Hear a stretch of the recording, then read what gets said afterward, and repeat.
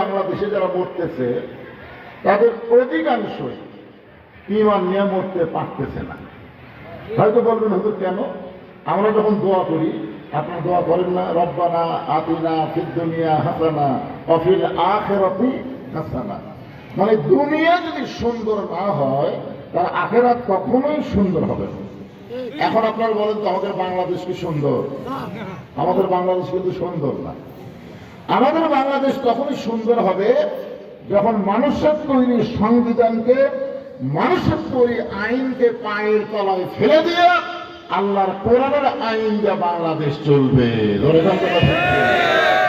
এখন আপনারা বলেন তো কোরআনের খালি তাফসীর হচ্ছে, কোরআনের ওয়াজ হচ্ছে, কিন্তু কোরআন অনুযায়ী আমরা চলবার পারতেছি না, যার কারণে আমাদের বাংলাদেশ সুন্দর না, আমাদের পরকালও সুন্দর হবে না।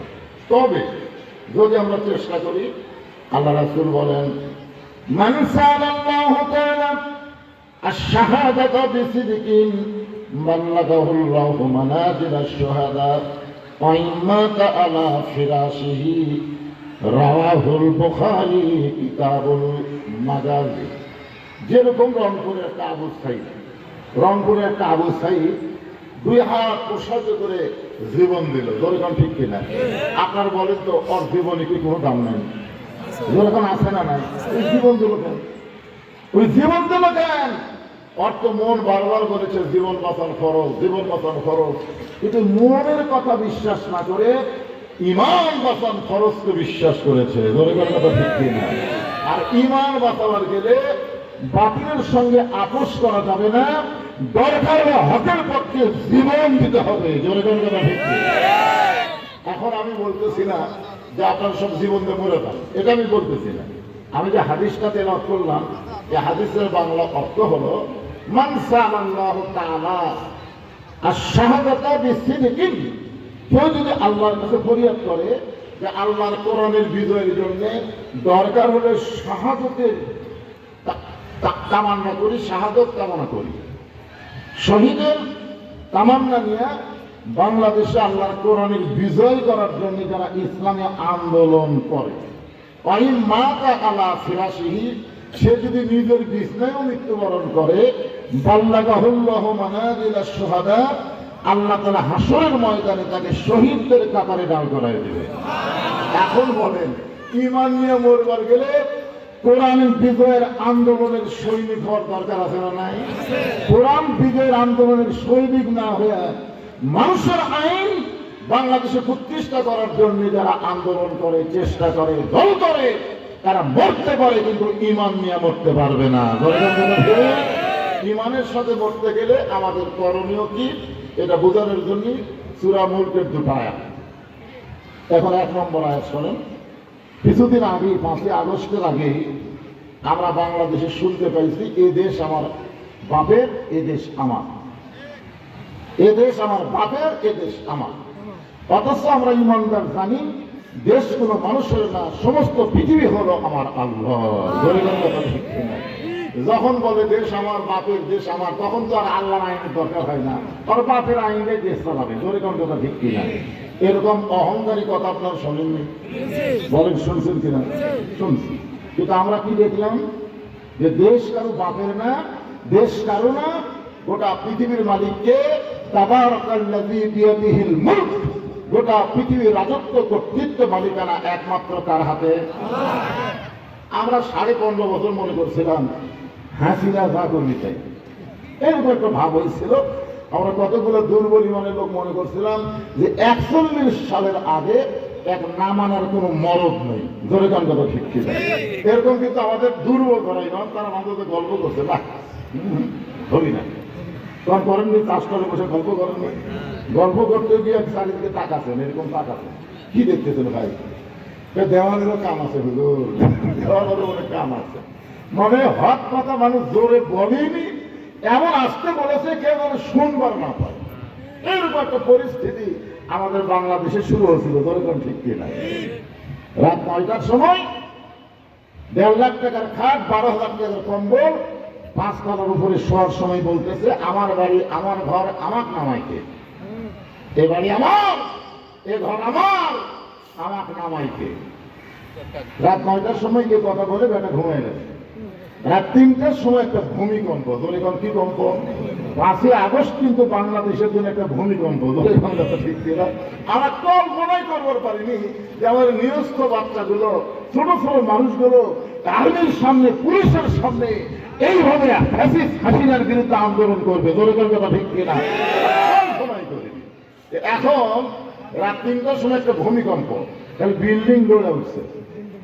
যে বেটা 9টার সময় করেছে আমার নামাই খেয়ে, বিল্ডিং যখন কাটা উঠছে ও তখন এত ফোর্সে নামছে যে কম্বলের মধ্যে লঙ্গি খোলা আছে, এই লঙ্গিটাও পর্যন্ত পরার টাইম পায়নি, ন্যাংটা হয়ে নামছে। ধরেন কি হয়ে নামছে? দুই কান্দে দুই ফেরেস্তা বলতেছে আল্লাহ নামাইলা, তাই বলে ন্যাংটা করে নামালেন। আপনার বলেন যে হাসিনা যেভাবে ক্ষমতার থেকে নামে গেছে, এটা কি কাপড় চুপড় করছে? মানে 12 তরকারির ভাত আনলে সেই ভাত পর্যন্ত খাওয়া হয় নাই। 1 ঘন্টা সময় চাইছিল, 45 মিনিট উপরে তাকে সময় দেওয়া পর্যন্ত হয় নাই। ধরে ঘন্টা দেখতে নাই। হাসিনা যখন পলালো তখন এই ভিডিও ফুটেজটা আমি দেখলাম। ও 2 বোন একসঙ্গে যাচ্ছে, শেখ রেহানা মাঠের দিকে তাকায় হাঁটতেছে আর হাসিনা গেলে এরকম করে তার দিকে তাকাচ্ছে। ওই সময় হাসিনা একটা গান গাছিল, আপনার শুনতে পাচ্ছেন? চলতে পথে 2 দিন থামিলাম, যাবার কালে এক সংসারও দেখা না পাইলাম। হাসিনা কিন্তু নষ্ট করতো সাংসারা, ধরে কথা ঠিক দিয়ে। আপনাদের পাশেই এমপি ছিল স্বপন এমপি হাসিনাকে হজরত বানাতে, ধরে কি বানাতে? হজরত শেখ হাসিনা। কি একটা অবস্থা ছিল। অথচ হাসিনা পলানোর সময় চারদিকে লক্ষ্য করে দেখলো একটা চামচাও নেই। তাহলে এখন বলেন দুনিয়ার কোন মানুষ হাসিনারে নামায়নি, যিনি নামাইছেন তিনি হলেন গোটা বিশ্বের মালিক আমাদের আল্লাহ। ঠিক বলে প্রত্যেকটা বিষয়ের উপরে একমাত্র ক্ষমতা কার? তাহলে আইন চলবে কার? রাজনীতি চলবে কার? অথচ আমাদের বাংলাদেশে বর্তমানে কিছু কিছু নেতা বলতেছে যে ইসলামে কোনো রাজনীতি নেই, ইসলামে কোনো রাজনীতি নেই, কোরআন নাকি ধর্মীয় কিতাব, কোরআন নাকি রাজনীতি না, এরকম কিছু কথা বলতেছে। বিশেষ করে ওই সাফায় একটা হারিম্বর আছে, মিজানুর রহমান আজহারি আগামী 22 তারিখে সাফায় একটা মাহফিল করবে।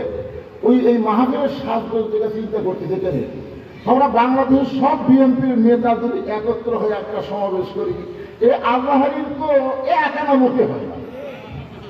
এই মৌলবীরা মানুষকে কি দেখালো, যার কারণে চারিদিক থেকে এমন লোকজনের একটা সাড়া পাইছে, ওর মাথা নষ্ট হয়ে গেছে। ও এখন বলাবলি শুরু করছে যে ধর্ম নিয়ে ব্যবসা করতেছে, ইসলামে কোনো রাজনীতি নাই। ইসলামে যদি রাজনীতি নাই থাকে তাহলে সূরা মুলুক বাদ দাও। মূল শব্দের অর্থ কি? যে সূরা থেকে আপনাদের সামনে তাফসীর হবে। মুলক মানে কি আপনারা জানেন? আমাকে হাদিস সাহেব বলতে দেখুন যে হুজুর আপনাদের ওয়াজ তুলবি রাজনীতি করেন, ইসলামে তো রাজনীতি নেই। আমি বললাম তোমার হজ কবুল হয়নি। তো বলে কেন? আমি বললাম তুমি কাবা ঘর সামনে নিয়ে কি বলছো তোমার মনে আছে? তুমি বলেছো ইন্নাল হামদা ওয়ান নি'মাতা লাকা ওয়াল মুলক লা শারিকা লাক। তুমি হাদিস সব বলো তো লাকা ওয়াল মুলক লা শারিকা লাকের অর্থ কি? তখন তো হুজুর সবাই কইছে, আমিও কইছি, আমি তো বুঝতে পারছি। আমি বললাম পাগলা, এর বাংলা অর্থ হলো রাজনীতির ভিতরে, রাজত্বের ভিতরে একমাত্র আল্লাহ ছাড়া অন্য কাউকে স্বীকার করি না। তুমি আল্লাহর কারাঘর সামনে রেখে আল্লাহ রাজত্বের কথা বলে আসবে, আর বাংলাদেশে এসে বলো তুমি ইসলামের রাজনীতি নাই। তুমি নামের আগে যতই হাজির রাখো তোমার হজ কবুল হবে না। তুমি 1 নম্বর কাজী, জোরে কথা ঢুকতে পারে। আমি প্রত্যেকটা মাহফিলে বলি হজ করার আগে আপনি যে দল করেন অসুবিধা নেই, কিন্তু হজ করার পরে আল্লাহর ঘর সামনে নিয়ে আপনি যে তালবিয়া করলেন, আপনাকে আর মানুষের দল করাই হবে না। যদি মানুষের দল করেন তাহলে আপনার হজও কবুল হবে না। আল্লাযী খালাকাল মাউতা ওয়াল হায়াতা লিয়াবলুয়াকুম আইয়ুকুম আহসানু আমালান ওয়া হুয়াল আজিজুল গফুর। মৃত্যু এবং হায়াতকে সৃষ্টি করছেন কে? খুব মনোযোগ দিয়ে শোনা হচ্ছে। আল্লাযী খালাকাল মাউতা ওয়াল হায়াতা। মৃত্যু এবং হায়াতকে আল্লাহ সৃষ্টি করেছেন। আগে আল্লাহ মৃত্যুর কথা বললেন, তারপরে হায়াতের কথা বললেন। এখানে যদি আল্লাহ বলতেন আল্লাযী খালাকাল হায়াতা ওয়াল মাউতা লিয়াবলুয়াকুম, আল্লাহ কিন্তু তা বলে নাই। আল্লাহ বলেছেন খালাকাল মাউতা ওয়াল হায়াতা, আগে মরার কথা বলে হায়াতের কথা বললেন। আমরা যারা প্রকৃত মুসলমান তারা কখনোই বিশ্বাস করব না এই দুনিয়া আমাদের থাকার জায়গা, এই দুনিয়া হলো আমাদের পরীক্ষার জায়গা। লিয়াবলুয়াকুম, তোমাদেরকে পরীক্ষা করা হবে। আইয়ুকুম আহসানু আমালা, সুন্দর আমলের পরীক্ষা করা হবে। সুন্দর আমল যদি আমরা করতে চাই, আমরা সমস্ত মুসলমান সুন্দর আমল করতে চাই। আপনার সুন্দর আমল করতে চাই না? আহসানু আমালা মানে কি? সুন্দর আমল। সুন্দর আমল যদি করতে চাই তাহলে সুন্দর একটা পরিবেশের দরকার হবে। সুন্দর একটা পরিবেশ যদি তৈরি করতে চাই তাহলে সুন্দর একটা সমাজের দরকার পড়বে। সুন্দর একটা সমাজ যদি তৈরি করতে চাই তাহলে সুন্দর একটা রাষ্ট্রের দরকার পড়বে। সুন্দর একটা রাষ্ট্র যদি গঠন করতে চাই তাহলে মানুষের তৈরি করা আইন দেওয়া হবে না, আমার আল্লাহর কোরআনের আইন লাগবে। ধরে জন ঠিক না? এখন আমরা সেই কোরআন থেকে শুধু সওয়াব পাচ্ছি, কোরআন থেকে বরকত নিচ্ছি, কোরআনের ওয়াজ শুনতেছি, কিন্তু কোরআন মোতাবেক চলার চেষ্টা করতেছি না। আন্তর্জাতিক খ্যাতি সম্পন্ন মুফাসসিরে কোরআন আলহাজ হযরত মুফতি মাওলানা মোহাম্মদ বজলুর রশিদ মিয়া, MM triple title first class, Kahalu, Bogura, হুজুরকে মূল্যবান তাকরীর পেশ করার জন্য অনুরোধ করছি।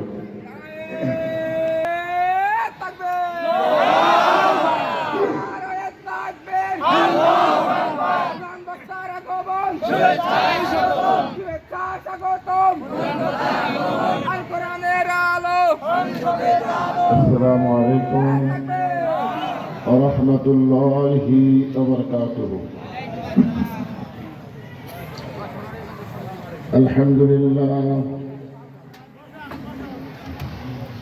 আলহামদুলিল্লাহ নাহমাদুহু ওয়া নাস্তাঈনুহু ওয়া নাস্তাগফিরুহু ওয়া নু'মিনু বিহি ওয়া নাতাওয়াক্কালু আলাইহি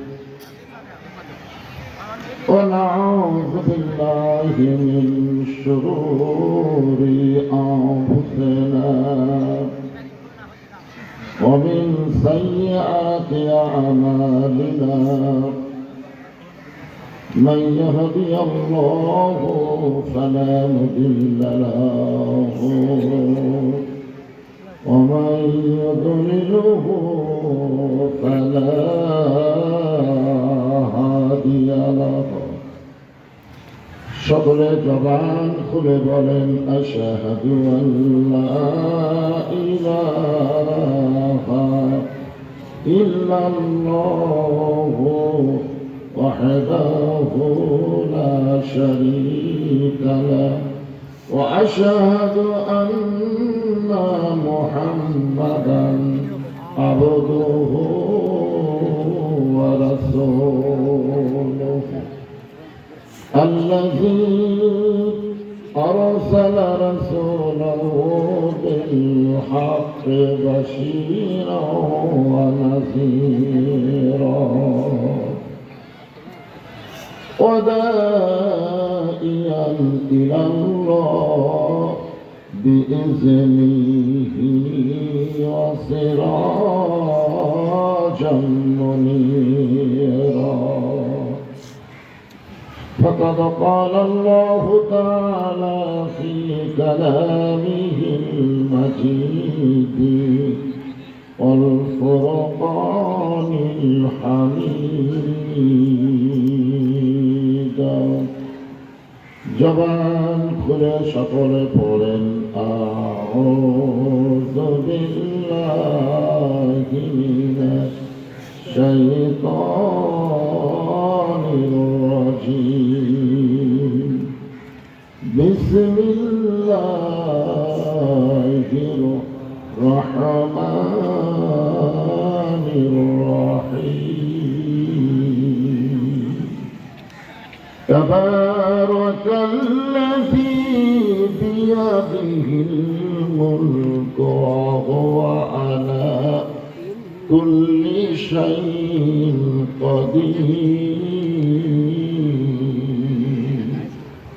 الذي خلق الموت والحياة ليبلوكم أيكم أحسن عملا وهو العزيز الغفور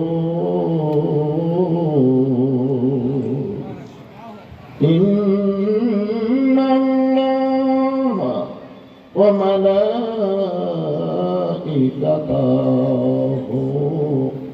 يصلون على النبي يا أيها الذين آمنوا صلوا عليه وسلموا تسليما اللهم مولانا محمد ولا علي سيدنا شفيعنا مشرق حب محمد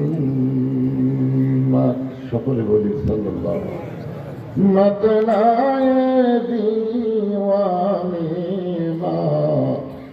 مطلع خورشید اشتاق سینه سجانی ما بلغ العلا بکماله کشف الدجى بجماله حسنت جميع خصاله صلوا عليه وآله اللهم آمين জান্নাতের বাগান থেকে জান্নাতি মানুষদেরকে নিয়ে আমি গুনাহগার তোমার রহমতের দরজায় দোকানা হাত তুলেছি আল্লাহ হাসরের ময়দানে সাব্বার কাহার নামে রূপ নিয়া তুমি যখন বিচার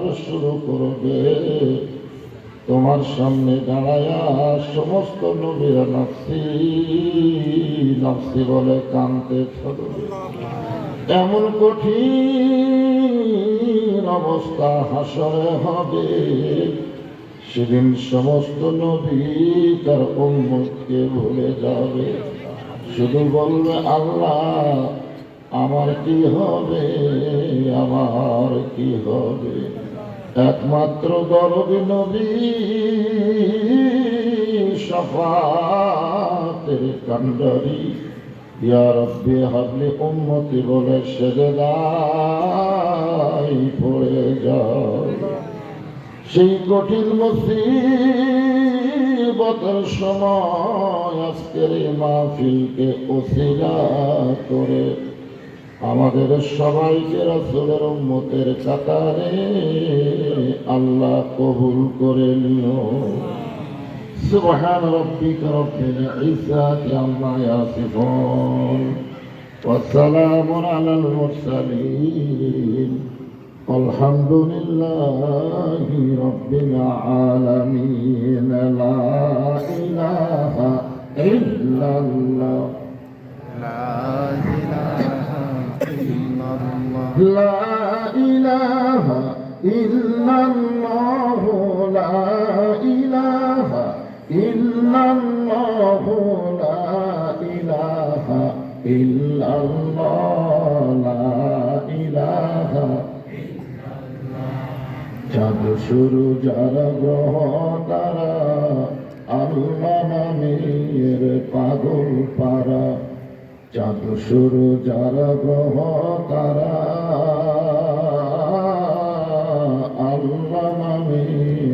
পাগল পারা আমার আল্লাহ নামের এতই দয়া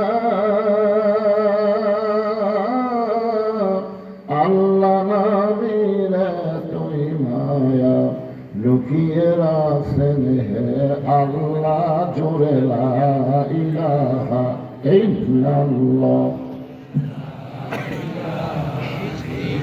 লা ইলাহা ইল্লাল্লাহ মুহাম্মাদুর রাসূলুল্লাহ।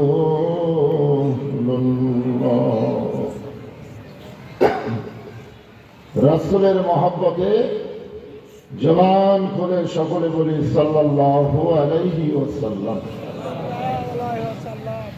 মাশকুর ফাজিল ডিগ্রি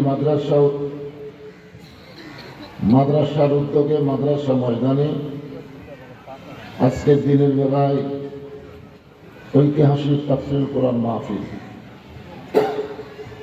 আজকের এই মাহফিল আল্লাহ তাআলা যাকে সম্মানিত সভাপতির আসনে কবুল করেছেন আলহাজ হযরত মাওলানা মোহাম্মদ সুলাইমান আলী, সাবেক উপাধ্যক্ষ মাশকুর ফাজিল ডিগ্রি মাদ্রাসা। আজকের এই মাহফিলের সম্মানিত সহসভাপতি আলহাজ মোহাম্মদ জালাল উদ্দিন তালুকদার। আজকের এই মাহফিলের সম্মানিত সভাপতিদ্বয়কে অন্তরের অন্তঃস্থল থেকে আমি শুভেচ্ছা জ্ঞাপন করছি। আজকের এই মাহফিলের সম্মানিত সুধীজন, বিশেষ করে আপনাদের জয়পুরহাট জেলার সম্মানিত আমিরে জামাত সহ সুধীবৃন্দ যারা উপস্থিত হয়েছেন, সকলকে অন্তরের অন্তঃস্থল থেকে আমি শুভেচ্ছা জ্ঞাপন করছি। আজকের এই মাহফিলের সম্মানিত ওলামায়ে কেরাম, একটা ফাজিল মাদ্রাসা হচ্ছে আলেম তৈরির ফ্যাক্টরি, ঠিক কিনা বলেন? অনেক আলেম ওলামা আজকের মাহফিল উপস্থিত হয়েছেন। আপনাদের মাঝে মাঝে যেনারা বসে আছেন, মঞ্চে আছেন, মাদ্রাসার ঘরে আছেন, আমার আগে যেনারা আলোচনা করে আপনাদেরকে ধন্য করলেন, আলেম ওলামা সহ আজকের মাহফিলের বক্তাগণকে অন্তরের অন্তঃস্থল থেকে আমি শুভেচ্ছা জ্ঞাপন করছি। এই মুহূর্তে আমার সামনে যারা বসে আছে, আমি নিশ্চিন্তা হয়ে যখন আপনাদের এখানে আসতেছিলাম, আসার সময় মাঠে ময়দানে যে সকল কাজ দেখলাম, আমি এখানে এসে এক ভাইকে জিজ্ঞাসা করলাম আজকে কি মানুষ হবে? এত কাজ কাম আপনাদের এলাকায় রাখছে। দিনের বেলায় সমস্ত কাজ কামের মায়াকে উপেক্ষা করে আল্লাহ রাসূলের মহব্বত কলিজার মধ্যে ধারণ করে পবিত্র কোরআন কারিমের আকর্ষণে আমার সামনে যারা বসে আছে, আমি আমার অন্তরের অন্তঃস্থল থেকে আপনাদেরকে শুভেচ্ছা জ্ঞাপন করছি।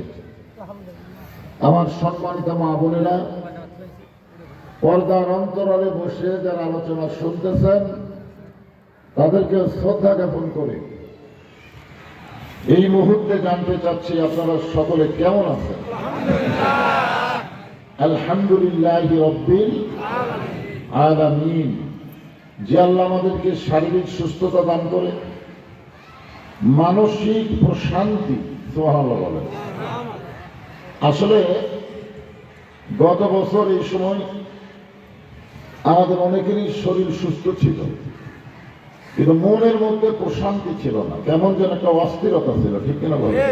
গত বছর এই সময় বিশেষ করে আমাদের মতন বক্তা যারা, তার মঞ্চে উঠলেই কেমন একটা অস্থিরতা, না জানি কি হয়, না জানি কি হয়, আজরাইল ধরার আগে পুলিশ ধরার ভয়, ঠিক কিনা বলেন?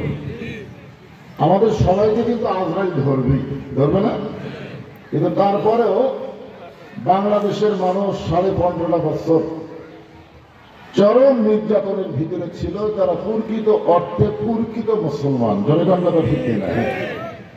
আর দুনিয়া সিজনুল মুমিনিন, এই জিনিসটা আমরা হাসিনার সময় বুঝবার পারছি, ঠিক না? আসলে মুমিনদের জন্য দুনিয়াকে জেলখানা। তো মোটামুটি এই বছরে আমাদের শরীরও সুস্থ, মনের মধ্যে প্রশান্তি, সুবহানাল্লাহ। যে আল্লাহ তাআলা 5ই আগস্টের মাধ্যমে মনের মধ্যে প্রশান্তি, শারীরিক সুস্থতার সাথে দান করলেন, আমরা সে আল্লাহর উপরে খুশি না বেজার? তাহলে জবান করে সমস্যারে সকলে বলবো রব্বানা লাকাল হামদ হামদান কাসীরান তাইয়িবান মুবারাকান ফীহি। আমরা আল্লাহর প্রশংসা করলাম।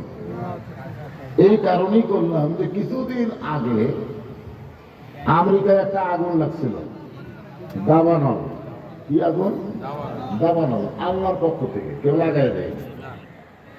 ওই সময় যত প্রকার প্রযুক্তি ছিল সমস্ত প্রযুক্তি দিয়ে ওরা আগুন নিভানোর চেষ্টা করলো, কিন্তু আগুন নিভে না।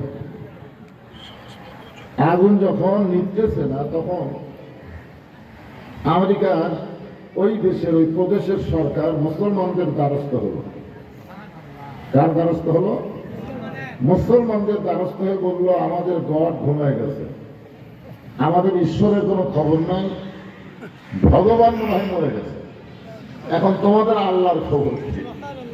তোমাদের আল্লাহর খবর কি? সঙ্গে সঙ্গে মুসলমান আল্লাহর খবর দেওয়ার জন্য কানে আঙ্গুল দিয়ে আযান শুরু করলেন। যতদূর পর্যন্ত আযানের শব্দ যায় ততদূর পর্যন্ত আগুন নিভে যায়। এজন্য ভাগ্য বলে আমরা কোনো ভেজালের মধ্যে পড়িনি। আসল আল্লাহ বিশ্বাস করে মুসলমানের ঘরে আল্লাহ আমাদের কবুল করেছেন। এই জন্য আমরা আল্লাহর প্রশংসা কম করব না বেশি করব? আল্লাহ কোরআনে বলেন, وَمَن يَبْتَغِ غَيْرَ الْإِسْلَامِ دِينًا فَلَن يُقْبَلَ مِنْهُ। ইসলাম ছাড়া অন্য কোনো জীবন ব্যবস্থা, ধর্ম কেউ যদি গ্রহণ করে, ইসলামকে আমরা ধর্ম হিসাবে অনেকে জানি, ঠিক কিনা বলেন? আসলে ইসলাম শুধুমাত্র একটা ধর্ম না, ইসলাম হলো একটা জীবন ব্যবস্থার নাম, ঠিক কিনা বলেন? আল্লাহ বলেছেন লা ইউকবালা মিনহু, এটা কখনোই কবুল করা হবে না। এর দ্বারা বোঝা গেল আল্লাহর কাছে একমাত্র মনোনীত জীবন বিধানের নাম কি? সবাই বলা লাগবে, ইন্না দীনা ইনদাল্লাহিল ইসলাম। আল্লাহ আমাদের সেই ইসলামের মধ্যে কবুল করাতে খুশি না বেজার? আমি সূরা মুলকের দুটো আয়াত আপনাদের সামনে সময়ের দিকে খেয়াল করে আলোচনা করার চেষ্টা করব। এখন যেটা আপনাদের বলতেছি, সর্বসাকুল্যে আমাদের জগৎ হলো তিনটা। জোরে বলেন কয়টা? একটা হলো অতীত, রুহের জগৎ। অতীতে আমরা রুহের জগতে ছিলাম। কোথায় ছিলাম? রুহের জগতে ছিলাম। সেখান থেকে আল্লাহ তাআলা আমাদেরকে দুনিয়ার জগতে প্রেরণ করছেন। ভবিষ্যতে আমরা আখিরাতের জগতে যাব। জোরে কোন ঠিক কিনা? এখানে কয় জগৎ? একটা হলো রুহের জগৎ, একটা হলো দুনিয়ার জগৎ, আর একটা হলো আখিরাতের জগৎ। মনে করেন একটা হলো অতীত, একটা হলো বর্তমান, একটা হলো ভবিষ্যৎ। তাহলে আমাদের অতীত জগতের নাম কি? আলমে আরওয়াহ, রুহের জগৎ। সবাই একটু হোহা করবেন। অতীত যে জগৎ আমাদের মাঝ থেকে বিদায় নিল, সে জগতের নাম কি? রুহের জগৎ। বর্তমানে যে জগতে আমরা বসবাস করতেছি, এটা হলো দুনিয়ার জগৎ। এই জগৎ থেকে আমরা যেই জগতে রওনা দিয়েছি, সেই জগৎ হলো পরকাল, মানে আখিরাতের জগৎ। এখন আপনারা বলেন যে তিনটা জগতের মধ্যে দুইটা জগৎ আল্লাহ আমাদের পক্ষে। হিসাব করে দেখেন, রুহের জগতে যদি আল্লাহ আমাদের পক্ষে না থাকতো, তাহলে দুনিয়াতে মুসলমানের ঘরে আল্লাহ আমাদের কবুল করতো না। জোরে কারণ ঠিক কিনা? কারণ দুনিয়াতে মানুষ পাঠানোর দায়িত্ব কার? কথা বলেন, পাঠানোর দায়িত্ব কার? তাহলে আল্লাহ যদি আমাদের হিন্দু ঘরে, বৌদ্ধদের ঘরে, খ্রিস্টানদের ঘরে পাঠাতো, আমাদের করার কিছু ছিল? কিন্তু আল্লাহ ওই সকল ঘরে না পাঠায় সরাসরি আমাদের মুসলমানের ঘরে পাঠানোর কারণেই বুঝতে পারলাম রুহের জগতে আল্লাহ আমাদের পক্ষে ছিল। তাহলে এক জগৎ শেষ। ওই জগতে আল্লাহ আমাদের কি ছিল? সবাই বলেন কি ছিল? পক্ষে ছিল। আচ্ছা, দুনিয়ার জগতে আল্লাহ আমাদের যে পক্ষে আছে, এই ব্যাপারে কোনো সন্দেহ? আমি যে আয়াতে কারিমা তেলাওয়াত করলাম, এই আয়াত দ্বারা কি বুঝলেন? যে একমাত্র ইসলাম ছাড়া অন্য কিছু আল্লাহর কাছে কবুলযোগ্য হবে না। তাহলে আমরা সেই ইসলামের মধ্যে মুসলমানের ঘরে কবুল হওয়ার কারণে বোঝা গেল দুনিয়াতেও আল্লাহ আমাদের পক্ষে আছে। সুবহানাল্লাহ বলেন না কেন? তাহলে তিন জগতের মধ্যে কয় জগৎ গেল? দুই জগতে আল্লাহ আমাদের পক্ষে, আর সামনে একটা জগৎ আছে, এই জগতেও যে আল্লাহ আমাদের পক্ষে হবে এই ব্যাপারে কোনো সন্দেহ নাই, ইচ্ছা শেষ। এখন কথা হলো যে এই ভবিষ্যতের জগৎ, ওই জগতে যে আমরা যাব, এই সম্পর্কে আল্লাহ কি বলেছেন? আল্লাহ বলেছেন ওয়ালা তামুতুন্না ইল্লা ওয়া আনতুম মুসলিমুন। তাহলে মুসলমানের ঘরে জন্ম নিলেই হবে না, মুসলমান হয়ে ওই পরকালের জগতে আমাদের যাওয়া লাগবে। ধরে কোন ঠিক কিনা? এখন মুসলমান হয়ে যদি আমরা পরকালের জগতে যাবার চাই, আমাদের করণীয় কি? হাদিস শরীফে বলা হয়েছে আর দুনিয়া মাযরাতুল আখিরাত, দুনিয়া হচ্ছে আখিরাতের আবাদযোগ্য একটা জায়গা। এখানে আমরা আলু আবাদ করবো, ধান আবাদ করবো, এই আবাদের কথা মনে করেন? আমরা বলি না কাজ কামের দিন, কি কাজ কাম? দুনিয়াতে আপনি কাজ কাম শেষ করতে পারবেন না, একটা কাম শেষ হওয়ার সাথে সাথে আর একটা কাজ আপনার সামনে আসেই যাবে। দলিল ঠিক কিনা? কিন্তু এরপরেও তো আমাদেরকে যাওয়া লাগবে, লাগবে না? এইটা খেয়াল করি। আমি সূরা মুলকের দুইটা আয়াত আপনাদের সামনে আলোচনা করার নিয়োগ করেছি। আখিরাতের জগতে আমরা যে পাস করব তার আর একটা প্লাস পয়েন্ট হলো প্লাস, সেটা কি? আমাদের নবী। দলিল সুবহানাল্লাহ। আছেন আমার মুক্তার, আছেন আমার পারিস্টার, সেই বিচারের হাইকোর্টেতে তিনি আমায় করবেন পার, আমি পাপী রাসূল জাবিন্দার। আমরা যখন পরকালের জগতে যাব, ওই সময় আমাদের আল্লাহ আমাদের হাকিম হবেন, আর আমরা হব তখন কি? আসামি। আল্লাহ যদি হাকিম হয়, আমরা কি? আসামি।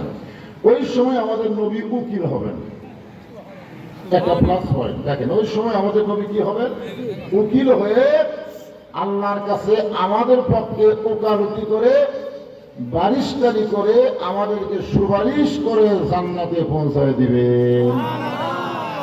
এখন বলেন, আমাদের জন্য কোনো টেনশন আছে? আল্লাহ রাসূল এও বলেছেন যে তোমরা যদি দুনিয়াতে যতই পাপ করো না কেন, যদি ঈমানের সাথে কবরে আসতে পারো। বাংলাদেশে যারা মরতেছে তাদের অধিকাংশই ঈমান নিয়ে মরতে পারতেছে না। হয়তো বলবেন হুজুর কেন? আমরা যখন দোয়া করি, আপনারা দোয়া করেন না? রব্বানা আতিনা ফিদ দুনিয়া হাসানা ওয়া ফিল আখিরাতি হাসানা। মানে দুনিয়া যদি সুন্দর না হয়, তার আখিরাত কখনোই সুন্দর হবে না। এখন আপনারা বলেন তো আমাদের বাংলাদেশ কি সুন্দর? আমাদের বাংলাদেশ কিন্তু সুন্দর না। আমাদের বাংলাদেশ তখনই সুন্দর হবে যখন মানুষের তৈরি সংবিধানকে, মানুষের তৈরি আইনকে পায়ের তলায় ফেলে দিয়ে আল্লাহর কোরআনের আইন দিয়ে বাংলাদেশ চলবে। এখন আপনারা বলেন তো, কোরআনের খালি তাফসীর হচ্ছে, কোরআনের ওয়াজ হচ্ছে, কিন্তু কোরআন অনুযায়ী আমরা চলবার পারতেছি না, যার কারণে আমাদের বাংলাদেশ সুন্দর না, আমাদের পরকালও সুন্দর হবে না। তবে যদি আমরা চেষ্টা করি, আল্লাহ রাসূল বলেন মান সাআলাল্লাহু তাআলা আশ-শাহাদাতা বিসিদকিন বাল্লাগাহুল্লাহু মানাজিলাশ শুহাদা ওয়া ইম্মাতা আলা ফিরাশিহি। রাওয়াহুল বুখারী কিতাবুল মাগাজি। যেরকম রংপুরের একটা আবু সাঈদ, রংপুরের একটা আবু সাঈদ 2 হাত প্রসারিত করে জীবন দিল। যেরকম ঠিক কিনা? আপনার বলেন তো, ওর জীবনে কি কোনো দাম নাই? যেরকম আছে না নাই? ওই জীবন দিল কেন? ওই জীবন দিল কেন? ওর তো মন বারবার বলেছে জীবন বাঁচান খরচ, জীবন বাঁচান খরচ, কিন্তু মনের কথা বিশ্বাস না করে ইমান বাঁচান খরচকে বিশ্বাস করেছে। যেরকম কথা ঠিক কিনা?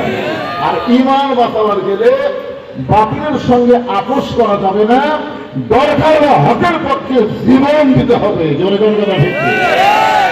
এখন আমি বলতেছি না যে আপনার সব জীবন দিয়ে মরে যান, এটা আমি বলতেছি না। আমি যে হাদিসটা তেলাওয়াত করলাম, এই হাদিসের বাংলা অর্থ হলো মান সাআলাল্লাহু তাআলা আশ-শাহাদাতা বিসিদকিন। কেউ যদি আল্লাহর কাছে ফরিয়াদ করে যে যে আল্লাহর কোরআনের বিজয়ের জন্য দরকার হলে শাহাদতের কামনা করি, শাহাদত কামনা করি। শহীদের তামান্না নিয়ে বাংলাদেশে আল্লাহর কোরআনের বিজয় করার জন্য যারা ইসলামী আন্দোলন করে, মাতা আলা ফিরাসিহি, সে যদি নিজের বিছনায়ও মৃত্যুবরণ করে, বাল্লাগাহুল্লাহু মানাজিলাশ শুহাদা, আল্লাহ তাআলা হাসরের ময়দানে তাকে শহীদদের কাতারে দাঁড় করায় দেবে। এখন বলেন, ঈমান নিয়ে মরবার গেলে কোরআন বিজয়ের আন্দোলনের সৈনিক হওয়ার দরকার আছে না নাই? কোরআন বিজয়ের আন্দোলনের সৈনিক না হয়ে মানুষের আইন বাংলাদেশে প্রতিষ্ঠা করার জন্য যারা আন্দোলন করে, চেষ্টা করে, দল করে, তারা মরতে পারে, কিন্তু ঈমান নিয়ে মরতে পারবে না। ঈমানের সাথে মরতে গেলে আমাদের করণীয় কি, এটা বোঝানোর জন্য সূরা মুলকের দুটো আয়াত। এখন 1 নম্বর আয়াত শোনেন। কিছুদিন আগে 5ই আগস্টের আগে আমরা বাংলাদেশে শুনতে পাইছি, এ দেশ আমার বাপের, এ দেশ আমার, এ দেশ আমার বাপের, এ দেশ আমার। অথচ আমরা ইমানদার জানি দেশ কোনো মানুষের না, সমস্ত পৃথিবী হলো আমার আল্লাহ। যখন বলে দেশ আমার বাপের, দেশ আমার, তখন তো আর আল্লাহর আইনের দরকার হয় না, আর বাপের আইনে দেশ চালাবে। জোরে কোন কথা ঠিক কিনা? এরকম অহংকারী কথা আপনার শোনেননি? বলেন শুনছেন কিনা? শুনছি। কিন্তু আমরা কি দেখলাম, যে দেশ কারো বাপের না, দেশ কারো না, গোটা পৃথিবীর মালিককে, তাবারাকাল্লাযী বিয়াদিহিল মুলক, গোটা পৃথিবীর রাজত্ব, কর্তৃত্ব, মালিকানা একমাত্র কার হাতে? আমরা 15.5 বছর মনে করছিলাম হাসিনা যা করবি তাই, এরকম একটা ভাব হয়েছিল। আমরা কতগুলো দুর্বল ইমানের লোক মনে করছিলাম যে 41 সালের আগে এক না মানার কোনো মরদ নেই। জোরে কান কথা ঠিক ছিল এরকম, কিন্তু আমাদের দুর্বল করা ইমান, তারা আমাদের গল্প করছে না, হবি না তখন করেননি, চাষ করে বসে গল্প করেননি, গল্প করতে গিয়ে চারিদিকে তাকাচ্ছেন, এরকম তাকাচ্ছেন, কি দেখতেছেন ভাই? দেওয়ালেরও কাম আছে, হুজুর দেওয়ালেরও অনেক কাম আছে। মানে হক কথা মানুষ জোরে বলেনি, এমন আসতে বলেছে কেউ যেন শুনবার না পায়। এরকম একটা পরিস্থিতি আমাদের বাংলাদেশে শুরু হয়েছিল। ধরেন ঠিক কিনা? রাত 9টার সময় 1.5 লাখ টাকার খাট, 12,000 টাকার কম্বল, 5 তলার উপরে শোয়ার সময় বলতেছে, আমার বাড়ি, আমার ঘর, আমার নামাইকে, এ বাড়ি আমার, এ ঘর আমার, আমার নামাইকে। রাত 9টার সময় কে কথা বলে বেটা ঘুমিয়ে গেছে। রাত 3টার সময় একটা ভূমিকম্প। দলিগণ কি কম্প? 5ই আগস্ট কিন্তু বাংলাদেশের জন্য একটা ভূমিকম্প। দলিগণ ঠিক ছিল। আমরা কল্পনাই করবার পারিনি যে আমাদের নিরস্ত বাচ্চাগুলো, ছোট ছোট মানুষগুলো আর্মির সামনে, পুলিশের সামনে এইভাবে হাসিনার বিরুদ্ধে আন্দোলন করবে। দলিগণ কথা ঠিক কিনা? কল্পনাই করিনি। এখন রাত 3টার সময় একটা ভূমিকম্প, তাহলে বিল্ডিং লড়ে উঠছে। যে বেটা 9টার সময় কইছে আমার নামাই খেয়ে, বিল্ডিং যখন কাটা উঠছে, ও তখন এত ফোর্সে নামছে যে কম্বলের মধ্যে লঙ্গি খোলা আছে, এই লঙ্গিটাও পর্যন্ত পরার টাইম পায়নি, ন্যাংটা হয়ে নামছে। যেরকম কি হয়ে নামছে? 2 ফেরেশতা, 2 কান্দে 2 ফেরেশতা বলতেছে, আল্লাহ নামাইলা নামাইলা, তাই বলে ন্যাংটা করে নামাইলা। আপনার বলেন যে হাসিনা যেভাবে ক্ষমতার থেকে নামে গেছে, এটা কি কাপড় চোপড় করছে? মানে 12 তরকারির ভাত আনলে সেই ভাত পর্যন্ত খাওয়া হয় নাই। 1 ঘন্টা সময় চাইছিল, 45 মিনিট উপরে তাকে সময় দেওয়া পর্যন্ত হয় নাই। ধরে ঘন্টা ঠিক না। হাসিনা যখন পলালো, তখন এই ভিডিও ফুটেজটা আমি দেখলাম। ও 2 বোন একসঙ্গে যাচ্ছে, শেখ রেহানা মাঠের দিকে তাকায় হাঁটতেছে, আর হাসিনা গেলে এরকম করে তার দিকে তাকাচ্ছে। ওই সময় হাসিনা একটা গান গাছিল, আপনার শুনতে পাচ্ছেন? চলতে পথে 2 দিন থামিলাম, যাবার কালে এক সাঞ্চারও দেখা না পাইলাম। হাসিনা কিন্তু নষ্ট করছে সাঞ্চারা। ধরে কথা ঠিক না? আপনাদের পাশেই এমপি ছিল স্বপন।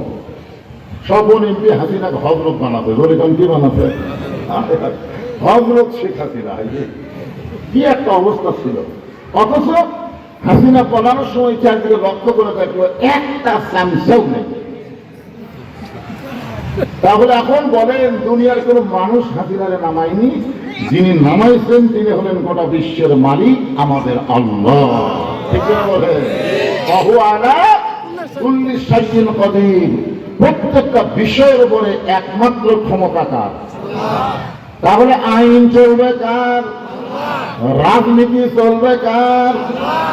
অথচ আমাদের বাংলাদেশে বর্তমানে কিছু কিছু নেতা বলতেছে যে ইসলামে কোনো রাজনীতি নেই, ইসলামে কোনো রাজনীতি নেই, কোরআন নাকি ধর্মীয় কিতাব, কোরআন নাকি রাজনীতি না, এরকম কিছু কথা বলতেছে। বিশেষ করে ওই সাফায়ের একটা হারুন আছে, মিজানুর রহমান আজহারি আগামী 22 তারিখে সাফায় একটা মাহফিল করবে। এই মাহফিলের সাজগোজ যেটা চিন্তা করতেছে কেন, আমরা বাংলাদেশের সব বিএনপির নেতা যদি একত্র হয়ে একটা সমাবেশ করি, এই আজহারির তো একানা মুখে হয় না। এই মৌলবীরা মানুষকে কি দেখালো, যার কারণে চারিদিক থেকে এমন লোকজনের একটা সাড়া পাইছে, ওর মাথা নষ্ট হয়ে গেছে। ও এখন বলাবলি শুরু করছে যে ধর্ম নিয়ে ব্যবসা করতেছে, ইসলামে কোনো রাজনীতি নাই। ইসলামে যদি রাজনীতি নাই থাকে তাহলে সূরা মুলুক বাদ দাও। মুলক শব্দের অর্থ কি? যে সূরা থেকে আপনাদের সামনে তাফসীর হবে। মুলক মানে কি আপনারা জানেন? আমাকে হাদিস সাহেব বলতে দেই যে হুজুর আপনাদের ওয়াজ তুমি রাজনীতি করেন, ইসলামে তো রাজনীতি নেই। আমি বললাম তোমার হজ কবুল হয়নি। তো বলে কেন? আমি বললাম তুমি কাবা ঘর সামনে নিয়ে কি বলছো তোমার মনে আছে? তুমি বলেছো ইন্নাল হামদা ওয়ান নি'মাতা লাকা ওয়াল মুলক লা শারিকা লাক। তুমি হাদিস সাহেব বলো তো লাকা ওয়াল মুলক লা শারিকা লাকের অর্থ কি? তখন তো হুজুর সবাই কইছে, আমিও কইছি, আমি তো বুঝতে পারছি। আমি বললাম পাগলা, এর বাংলা অর্থ হলো রাজনীতির ভিতরে, রাজত্বের ভিতরে একমাত্র আল্লাহ ছাড়া অন্য কাউকে স্বীকার করি না। তুমি আল্লাহর কাবাঘর সামনে রেখে আল্লাহ রাজত্বের কথা বলে আসবে, আর বাংলাদেশে এসে বলো তুমি ইসলামের রাজনীতি নাই। তুমি নামের আগে যতই হাজিরা দাও তোমার হক কবুল হবে না। তুমি 1 নম্বর কাজী, দলে বাংলাটা ঢুকতে পারে। আমি প্রত্যেকটা মাহফিলে বলি হজ করার আগে আপনি যে দল করেন অসুবিধা নেই, কিন্তু হজ করার পরে আল্লাহর ঘর সামনে নিয়ে আপনি যে তালবিয়া করলেন, আপনাকে আর মানুষের দল করাই হবে না। যদি মানুষের দল করেন তাহলে আপনার হজও কবুল হবে না। বলে আল্লাযী খালাকাল মাউতা ওয়াল হায়াতা লিয়াবলুয়াকুম আইয়ুকুম আহসানু আমালান وهو العزيز الغفور। মৃত্যু এবং হায়াতকে সৃষ্টি করেছেন কে? খুব মনোযোগ দিয়ে শোনা লাগবে। আল্লাযী খালাকাল মাউতা ওয়াল হায়াতা, মৃত্যু এবং হায়াতকে আল্লাহ সৃষ্টি করেছেন। আগে আল্লাহ মৃত্যুর কথা বললেন, তারপরে হায়াতের কথা বললেন। এখানে যদি আল্লাহ বলতেন আল্লাযী খালাকাল হায়াতা ওয়াল মাউতা লিয়াবলুয়াকুম, আল্লাহ কিন্তু তা বলে নাই। আল্লাহ বলেছেন খালাকাল মাউতা ওয়াল হায়াতা, আগে মরার কথা বলে হায়াতের কথা বললেন। আমরা যারা প্রকৃত মুসলমান তারা কখনোই বিশ্বাস করবো না এই দুনিয়া আমাদের থাকার জায়গা, এই দুনিয়া হলো আমাদের পরীক্ষার জায়গা। লিয়াবলুয়াকুম, তোমাদেরকে পরীক্ষা করা হবে। আইয়ুকুম আহসানু আমালা, সুন্দর আমলের পরীক্ষা করা হবে। সুন্দর আমল যদি আমরা করতে চাই, আমরা সমস্ত মুসলমান সুন্দর আমল করতে চাই। আপনার সুন্দর আমল করতে চাই না? আহসানু আমালা মানে কি? সুন্দর আমল। সুন্দর আমল যদি করতে চাই তাহলে সুন্দর একটা পরিবেশের দরকার হবে। সুন্দর একটা পরিবেশ যদি তৈরি করতে চাই তাহলে সুন্দর একটা সমাজের দরকার পড়বে।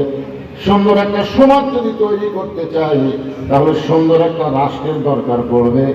সুন্দর একটা রাষ্ট্র যদি গঠন করতে চাই তাহলে মানুষের তৈরি করা আইন দেওয়া হবে না, আমার আল্লাহর কোরআনের আইন লাগবে। ধরে জন ঠিক না? এখন আমরা সেই কোরআন থেকে শুধু সওয়াব পাচ্ছি, কোরআন থেকে বরকত নিচ্ছি, কোরআনের ওয়াজ শুনতেছি, কিন্তু কোরআন মোতাবেক চলার চেষ্টা করতেছি না। ধরে বলেন কার ইচ্ছা? একটা মসজিদের মধ্যে আপনি ঢুকে দেখেন, একটা মসজিদের মধ্যে, মসজিদ কিন্তু আমরা সকল দলের লোকেরাই বিশ্বাস করে, আওয়ামী লীগ, বিএনপি, জাতীয় পার্টি, জামাত, তাবলীগ, পীর মুরিদি, সবাই কিন্তু অন্তর থেকে বিশ্বাস করি মসজিদ আল্লাহর ঘর।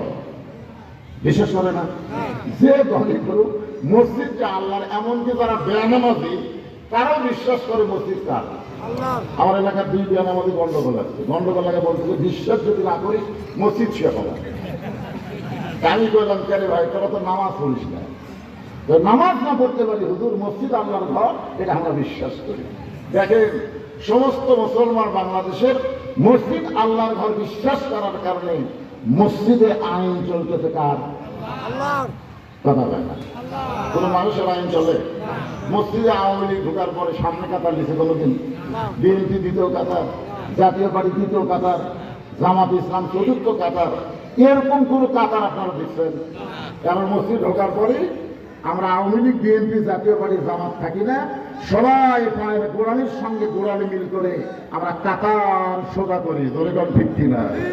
ফেরেশতারা বলে আল্লাহ মসজিদের বাহিরে 14 দল 20 দল, কিন্তু মসজিদের মধ্যে ঢোকার পরে সবাই এক কাতার হয়ে গেল। আল্লাহ বলে ফেরেশতা সাক্ষী থাকো, মসজিদ আমার ঘর, এইটা বিশ্বাস করার কারণে মসজিদের মধ্যে কোনো দলাদলি চলে না। যেদিন বাংলার মুসলমান বিশ্বাস করবে মসজিদও আল্লাহর, বাংলাদেশও আল্লাহর, সেদিন বাংলাদেশে কোনো দলাদলি থাকবে না, সব মুসলমান এক দল হয়ে যাবে। আপনার বলেন তো মসজিদে কাতার সোজা হয়েছে আওয়ামী লীগ, বিএনপি, জাতীয় পার্টি, জামাত, 4 দল মিলে এক কাতার করছে। কয় কাতার? কিন্তু এখন ইমাম নাই, এখন ইমাম নাই। চিন্তা করতেছে কোন দলের লোক ইমামতি করবে। এখন জামাত ইসলাম আওয়ামী লীগের নেতা বলতেছে কেন ভাই তুমি সামনে যাও। তখন বলে ভাই রে আমি তো মাঝে মধ্যে নামাজ পড়ি, কিন্তু আমি তো সামনে যাওয়া পারি না। তো বিএনপিকে বলতেছে ভাই তুমি যাও। বলে আরে পাগলা, আগামত দেওয়া ছাড়া আমি সামনে ওই জায়গার জীবনও বাড়াইনি। তো জাতীয় পার্টির খবর কি? তো আওয়ামী লীগ, বিএনপি, জাতীয় পার্টি একই ভাই, কত পেঁচার না পড়া তুই সামনে যেত। তখন কিন্তু জামাত ইসলামক সামনে দিয়ে সবাই দেখতে যাই তো 2000 ইমাম দেয়া নামাজ পড়ে। ওইখান কথা ঠিক কি না? আপনি গোটা বাংলাদেশ খুঁজে দেখেন, যত মসজিদ আছে প্রত্যেকটা মসজিদের ইমামেরা আল্লাহর দল করে। ওইখান কথা কার দল করে? অথচ ওই ইমামকে যারা ইক্তেদা করে তারা মানুষের দল করে। আল্লাহ রাসূল বলেছেন তোমাদের ইমাম করবে আল্লাহর দল আর তোমরা করবে মানুষের দল। আর একটা দায়িত্ব বিহার ইমাম বলবা, যতদিন পর্যন্ত ইমামের দলের সাথে তোমাদের দলের মিল না হবে ততদিন পর্যন্ত তোমাদের নামাজ কবুল হবে না। নামাজ কবুল করবার গেলে ইমাম যে দল করে তোমাকে সেই দলেরই অনুসরণ হবে। মসজিদ আল্লাহর ঘর, এটা আমরা সবাই বিশ্বাস করি, ঠিক কেনা বলেন? কিন্তু বাংলাদেশ কার? মসজিদের ইমাম যদি 4 রাকাত আসরের নামাজের 2 রাকাতে বসে, আবার 3 রাকাতে বসে। আসলে বৈঠক 2টা, ধরে এখন কয়টা? একটা হলো 2 রাকাত, একটা হলো 4 রাকাত। কিন্তু ইমাম সাহেব 2 রাকাতে একটা বৈঠক দিয়েছে, 3 রাকাতে আবার বসে গেছে। তো সামনে কাতার মুসল্লি খুব একটা খেয়াল করতেছে না, কিন্তু 4 নম্বর কাতারে এক অটো ভ্যান চালক ওই চিন্তা করে কে এতদিন আসর নামাজ পড়ছি, 2 রাকাতে এক বৈঠক, 4 রাকাতে আরেক বৈঠক, ভাগ্যা হুজুর যে 3 রাকাতে বসলো না। নামাজত খাড়া হলে কোন হুজুরের আইন মানা যাবে না, আল্লাহর আইন মানা লাগবে। আল্লাহ হলো কয় বৈঠক? 2 রাকাত 4 রাকাত। এই কথা চিন্তা করে অটো ভ্যান আল্লাহু আকবার, আল্লাহু আকবার যেই কইছে, নেতা মনে মনে বলতেছে তুই যতই লোক মাদে আমি 41 সালের আগে উঠবো না। এই মনে করে ইমাম যদি স্বৈরাচারী হয়ে বসেই থাকে। আপনার বলেন তো মসজিদের মুসল্লি এই লোকমা শোনার পরে ইমাম যদি না দাঁড়ায় তাহলে সমস্ত মুসল্লি ইমামের পক্ষে থাকবে না ভ্যানালার পক্ষে যাবে? কেন ভ্যানালার পক্ষে যাবে? ইমাম আমরা কতক্ষণ পর্যন্ত তোমাকে নেতা মানবো? তুমি যতক্ষণ রাসূলের তরিকার উপরে থাকবে, নবীর তরিকার উপরে থাকবে না, তোমার মতন ইমামকে আমরা ইক্তেদা করব না। লোকমা দিয়ে খাওয়া হবার বলবো, যদি লোকমা গ্রহণ না করো তোমাকে ইমাম থেকে বাদ দিয়ে নতুন আর একটা ইমাম নিয়োগ দিব। তাহলে মসজিদের মধ্যে ইমাম যদি ভুল করে লোকমা দেয়, লোকমা গ্রহণ না করলে ইমাম পরিবর্তন হয়।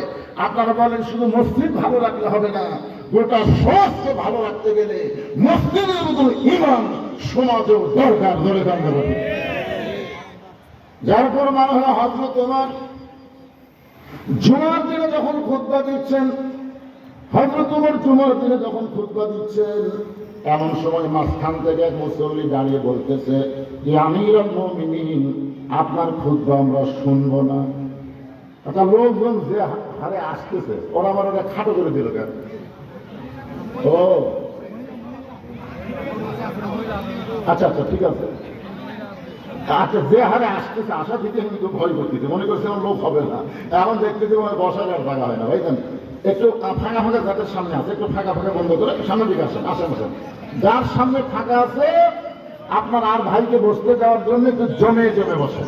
সবাই একটু সামনে দিকে চেপে আসেন আর দিকে করেন লা ইলাহা ইল্লাল্লাহ, লা ইলাহা ইল্লাল্লাহ, জোরে লা ইলাহা। এটা চাপার জিকির, এই জিকির হলো চাপা লাগবে, বুঝলেন? এখানে জিকির করতে হবে না। আমি বলছি জিকিরটা দিলাম ওয়াজ বন্ধ করে, কি জন্য? চাপার জন্য। সামনে চাপে আর জিকির করেন লা ইলাহা ইল্লাল্লাহ, লা ইলাহা ইল্লাল্লাহ, লা ইলাহা ইল্লাল্লাহ, লা ইলাহা ইল্লাল্লাহ, লা ইলাহা লা ইলাহা ইল্লাল্লাহ, মুহাম্মাদুর রাসূলুল্লাহ। সকলে বলি সাল্লাল্লাহু আলাইহি ওয়াসাল্লাম। হযরত ওমর তখন বাংলাদেশের মতন ৯৬টা দেশের খলিফা। আমাদের বাংলাদেশের মতন কয়টা দেশ? ৯৬টা দেশের খলিফা। তাই খুতবা দিচ্ছে, খুতবা। কারণ কোরআন দিয়ে যখন রাষ্ট্র চলবে, প্রত্যেকটা নেতাকে তখন মসজিদের ইমামতি করার যোগ্যতা থাকা লাগবে। বর্তমানে বাংলাদেশে যতগুলো নেতা আপনাদের সামনে ভোট পাওয়ার আসবে, আপনার বলুন তো ইমামতি করার যোগ্যতা সব দলের নেতার আছে? যেই দলের নেতা ইমামতি করবার পারবে না, তার ভোট দিলেই আপনি আমানতের খেয়ানত করবেন। কারণ আল্লাহ কোরআনে বলতেছেন, ইন্নাল্লাহা ইয়ামুরুকুম আন তুআদ্দুল আমানাতি ইলা আহলিহা ওয়া ইযা হাকামতুম বাইনান নাস আন তাহকুমু বিল আদল। দরগান সুবহানাল্লাহ। ইয়া আমিরুল মুমিনিন, আপনার খুতবা আমরা শুনবো না। ওমর ফারুক বললেন, আমার খুতবার উচ্চারণ তো হচ্ছে না, তেলাওয়াতের মধ্যে কি ভুল হচ্ছে? বলে, আমিরুল মুমিনিন, আপনার খুতবা না শোনার কারণ হলো আমাদেরকে খাটো পাঞ্জাবি দিয়া আপনি লম্বা জুব্বা করে খুতবা দিচ্ছেন। আমাদেরকে খাটো পাঞ্জাবি দিয়ে আপনি লম্বা জুব্বা কোথায় পাইলেন? আগে জুব্বার ওয়াজ করেন, তারপর আপনি খুতবা দেন। ওমরের চোখে দরদর করে পানি পড়তেছে। এই পানি পড়ার কারণ হলো আল্লাহর শুকরিয়া। আল্লাহ, আজকে লোকমা দেওয়ার কারণে ওমরকে খুতবা বন্ধ করে লম্বা জুব্বার কাহিনী বলা লাগবে। কারণ আইন ওমরের চলে না, আইন চলে কার? আরো বলে বলে ওমর ফারুকের মুখটা মুচকি মুচকি হাসতেছে। মুচকি মুচকি হাসার কারণ হলো, আল্লাহ, যখন কোরআন দিয়ে দুনিয়া চলবে, তখন নেতা ভুল করলে মুসল্লি লোকমা দিবে, আর যতদিন লোকমা থাকবে ততদিন খারাপ নেতা আসার কোনো সম্ভাবনা নাই। আজকে মসজিদে লোকমা থাকার কারণে খারাপ ইমাম সামনে যায় না। ধরে কোনো কথা ঠিক কিনা? বিশেষ করে জোহর আসর তাও সহজ, কোনো কেন একজনে পড়া লাগে না। কিন্তু ফজর মাঠে এবার এসা ভাই, ঠিক কোরআন তেলাওয়াত শুরু করি বুঝবে কি মাল, ঠিক কিনা বলেন? এই জন্য জোহর আসর হয়তো যাওয়ার সাহস পায়, তাহলে রাকাত ঠিক থাকলে অসুবিধা নেই। কিন্তু মাগরিব এসা ফজর একটু মনোযোগ দিয়ে শুনবেন। ওমরের চোখটা যখন দরদর করে পানি পড়তেছে, এমন সময় ৩০ পারা কোরআনের হাফেজ, ৬ লক্ষ হাদিসের হাফেজ, নাম হলো আব্দুল্লাহ ইবনে ওমর। ওমর ফারুকের ছেলে হচ্ছে ৩০ পারা কোরআনের হাফেজ। কি মনে করতেছেন? আর ৬ লক্ষ হাদিসের হাফেজ আব্দুল্লাহ ইবনে ওমর। নেতার ছেলের শিক্ষাগত যোগ্যতা দেখছেন? আর আমাদের প্রধানমন্ত্রী একটা বেটা আসলো আগে, ৫,৫০,০০০ বলে মাসে আবার ২ কোটি টাকা বেতন দেওয়া লাগে। তথ্য উপদেষ্টা ছিল, তাই ১,৫০০ গড় করে না, ১৫০০ গড় করে না, তাই ৫,৫০০। আপনারা দেখছেন গত সংসদে যেগুলো এমপি গেছিল ঠিক মতো এরকম বাংলা দেখেও পড়বার পারে না, তোর এখন ঠিক কেন মনে হয় যে ক্লাস থ্রির ছাত্র পড়তেছে। মাননীয় মাননীয় স্পিকার এই শালীরা হচ্ছে এমপি, তোর কথা ঠিক না। আর হয়েছে মমতাজের মতন গায়িকা, ফেরদৌসের মতন নায়ক, আর ওই যে ছক্কা মানে মাশরাফি এরা হচ্ছে এমপি। কি যে একটা অবস্থা হয়েছিল বাংলাদেশে, আল্লাহ এই গজব থেকে আল্লাহ আমাদের বাংলাদেশকে হেফাজত করছে, ধরে গান কথা ঠিক কি না? অর্ধ পৃথিবীর খলিফা হযরত ওমরের ছেলে আব্দুল্লাহ 30 পারা কোরআনের হাফেজ, 6 লক্ষ হাদিসের হাফেজ। সমস্ত সাহাবীর দিকে তাকায় বলেন, সাহাবীরা আমার বাবার যুগটা লম্বা হওয়ার কারণে বাবার খুতবা তোমরা বন্ধ করে দিয়েছ, তোমরা খাটো পাঞ্জাবি হলেও আজকে নতুন কাপড় পরে নামাজ পড়তে আইছো, কিন্তু আমার দিকে তাকায় দেখো আমার পর নতুন কোনো কাপড় নাই। ওসমান গনি বলে, আব্দুল্লাহ আজকে জুমার দিনে সবাই নতুন কাপড় পরে নামাজ পড়তে আইছে, আর তুমি পুরাতন কাপড় কেন পরলা? আব্দুল্লাহ বলতেছে, আমি যদি আজকে নতুন কাপড় পরি তাহলে আমার বাবার জুব্বা লম্বা হতো না। তোমরা খবর না, আজকে যদি আমি নতুন কাপড় পরতাম তাহলে আমার বাবার জুব্বা লম্বা হইতো না। রে নবীর সাহাবীরা, যেদিন থেকে আমার বাবা মদিনার খেলাফতের দায়িত্ব পাইছে সেদিন থেকে আমার বাবা শুধু কষ্ট করে তোমাদেরকে শান্তি দেওয়ার জন্যে। খেলাফতের দায়িত্ব পাওয়ার পরে শান্তি, জনগণের শান্তি, নেতার শান্তি নেই। তোমরা যখন আরামে ঘুম পাড়ো তখন আমার বাবা চোরের মতন চুপি চুপি মানুষের দুঃখ কষ্ট দেখে, কোন সানসা নাই, কোন বডিগার্ড নাই, কেউ নাই। হযরত ওমর অর্ধ পৃথিবীর খলিফা হইয়া একা একা মানুষের দুঃখ কষ্ট নিজের চোখে দেখে। গভীর রাত্রে দেখতেছে মরুভূমির মধ্যে তাঁবু টাঙ্গায়া, ওই তাঁবুর মধ্যে 2টা বাচ্চা মা মা বলে কাঁদতেছে, আর মা বলতেছে একটু ধৈর্য ধরো বাবা, গোস্ত সিদ্ধ হলি তোমাদের খাবার দিব, গোস্ত সিদ্ধ হলি তোমাদের খাবার দেব। ওমর ফারুক চমকে গেলেন, দুম্বার গোস্ত হলে বড় জোর 8 ঘন্টা লাগবে, উটের গোস্ত হলে বড় জোর 1 ঘন্টা লাগবে। এত গভীর রাত হয়ে গেল এখন পর্যন্ত গোস্ত সিদ্ধ হয় না। এই মায়ের অন্তরে কি কলিজার কি কোনো দয়া নাই? বাচ্চাগুলো কান্দে অথচ তাদের খাবার দেয় না। ওমর ফারুক আস্তে আস্তে তাঁবুর কাছে গেলেন, লোকমা যে বললেন, মা তোমার কলিজার মধ্যে কি কোনো দয়া হয় না? তোমার বাচ্চাগুলো ক্ষুধার জ্বালায় কান্দে অথচ এখন পর্যন্ত তোমার গোস্ত সিদ্ধ হয় না। মেয়েটা বলে, পথিক এই মুহূর্তে আমি মা এমন একটা বিপদে পড়েছি, আমার আল্লাহ পর্যন্ত আমার খবর নেই না। মানে বিরক্ত হয়ে গেছে, কার উপর? আল্লাহর উপর বিরক্ত। আসলে আল্লাহর দল যারা করে মাঝে মধ্যে একটু বিরক্ত হয়। 50 বছর করে হক তাফসীর করে বিনা অপরাধে তাকে 13 বছর জেলখানায় বন্দি করে রাখলো, আবার জেলখানা থেকে হাসপাতালে নিয়ে গেলে তাকে হত্যা করা হলো। অবশ্যই আল্লামা সাইদ হুজুরের স্ত্রী এবং তার সন্তানগুলো মাঝে মধ্যে আল্লাহর উপরে একটু বিরক্ত ভাবে আসে, আল্লাহ তুমি করো কি? তোমার পদে যারা থাকে তারা দায়িত্ব থাকতে পারে না, আর তোর টাকা বাংলার জমিনে আরামে ঘুম পাড়ে। জোরে যার কথা ঠিক কিনা? আমার বউ একদিন আমাকে বলছে, আপনার বিরক্ত লাগে না? এলাকার সবচেয়ে লুচ্চা আপনার বাড়ি পুলিশের জায়গাতে। আমার এলাকার সবচেয়ে খারাপ মানুষ পুলিশকে বলে এরা হুজুরের বাড়ি। এখন ওই লুচ্চার কথা মতো পুলিশ আমার বাড়িতে আমার করে। চিন্তা করেন তো, সিরাজগঞ্জের রোডে আমি আসতেছি, মনের মধ্যে একটু মিষ্টি দিচ্ছি, টাঙ্গাইলে চমচম দিচ্ছি, রোডে আসলে আমার বউ আমার মোবাইল করলো যে আপনি এখন কোথায় আছেন? আমি বললাম যে সিরাজগঞ্জ রোডে, তাই বাড়িতে আসেন না, মাগরিবের পর থেকে পুলিশ ঘুরতেছে। দেখেন 2-2.5 কেজি মিষ্টি নিচে আমার বাচ্চা করে খাওয়াবো, এখন বলছে যে পুলিশ ঘুরতেছে। আমি তখন চিন্তা করলাম এই মিষ্টি নিয়ে তার শ্বশুর বাড়িতে আসবে। আমার শ্বশুর বাড়ি শিবগঞ্জ। আমি শ্বশুরকে কল করলাম, আব্বা কেমন আছেন? এত রাত্রে কেন বাবা? আমি একটু আজকে রাত্রে আপনার বাড়িতে বলতে না না না, বর্তমানে তোমার পজিশন ভালো না, তুমি আমার বাড়িতে আসবে, পুলিশ আসতে দরকার নেই। আপনারা বলেন আমি কি চোর, আমি কি ডাকাত? তাহলে আমার কি বিরক্ত নেই? আমাকে একটু বিরক্ত নেই যে আল্লাহ এই জুলুম, এই জালেমের নির্যাতন আর কতদিন বাংলার মুসলমান সহ্য করবে?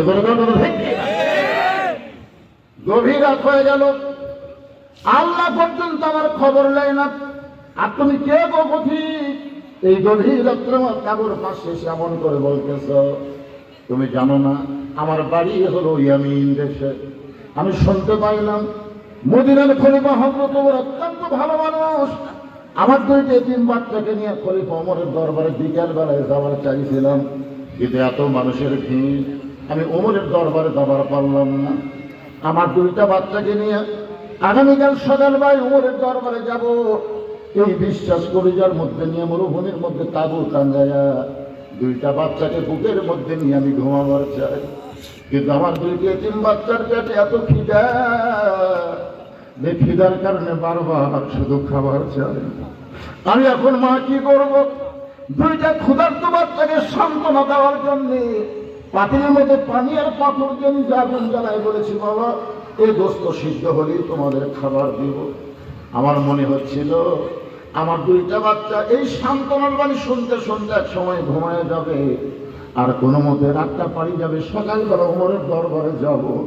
কিন্তু আমার দুইটা বাচ্চার পেটে এত খিদা, ওদের চোখে ঘুম ধরতেছে না। আমার মনে হয় আজকে রাস্তার কখনোই সকাল হবে না। ওমর ফারুক বললেন, মা তুমি একটু ধৈর্য ধরো, তুমি আসল জায়গায় বিচার দিও না মা, তুমি আসল জায়গায় বিচার দিও না, তুমি একটু ধৈর্য ধরো। আসল জায়গায় বিচার দিও না মানে ওমরের নামে তুমি আল্লাহর কাছে বিচার দিও না, তুমি আল্লাহর কাছে বিচার দিও না। কারণ দুনিয়ার সমস্ত কোর্ট কাফারের বিচার আর আল্লাহর বিচার কিন্তু আলাদা। দুনিয়ার জজ কোর্ট, হাইকোর্ট, সুপ্রিম কোর্টে এই বাংলার মাজলুম যখন বিচার পায়নি তখন আল্লাহর কাছে বিচার দিয়েছে জালেমের বিরুদ্ধে। আল্লাহ ধরে না এমন ধরে, ধরলে আর ছাড়ে না, ধরে ধরবে ঠিক কিনা? আপনারা বলেন তো, সাইদে হুজুরের গায়ে বলে জানাজার নামাজ পড়া অবস্থায় এই বাংলাদেশ থেকে 200 জন ইসলামী আন্দোলনের কর্মীকে গ্রেফতার করেছে। একজন আল্লাহ নবী দুনিয়া থেকে বিদায় নিল, তার দোয়া পর্যন্ত করতে চাই না। এই স্বৈরাচার জালিম ফাসিদের বিরুদ্ধে আমরা বাংলাদেশের কোর্ট কাছারিতে কোনো বিচার পাইনি। আমরা আসল জায়গায় বিচার দিয়েছিলাম।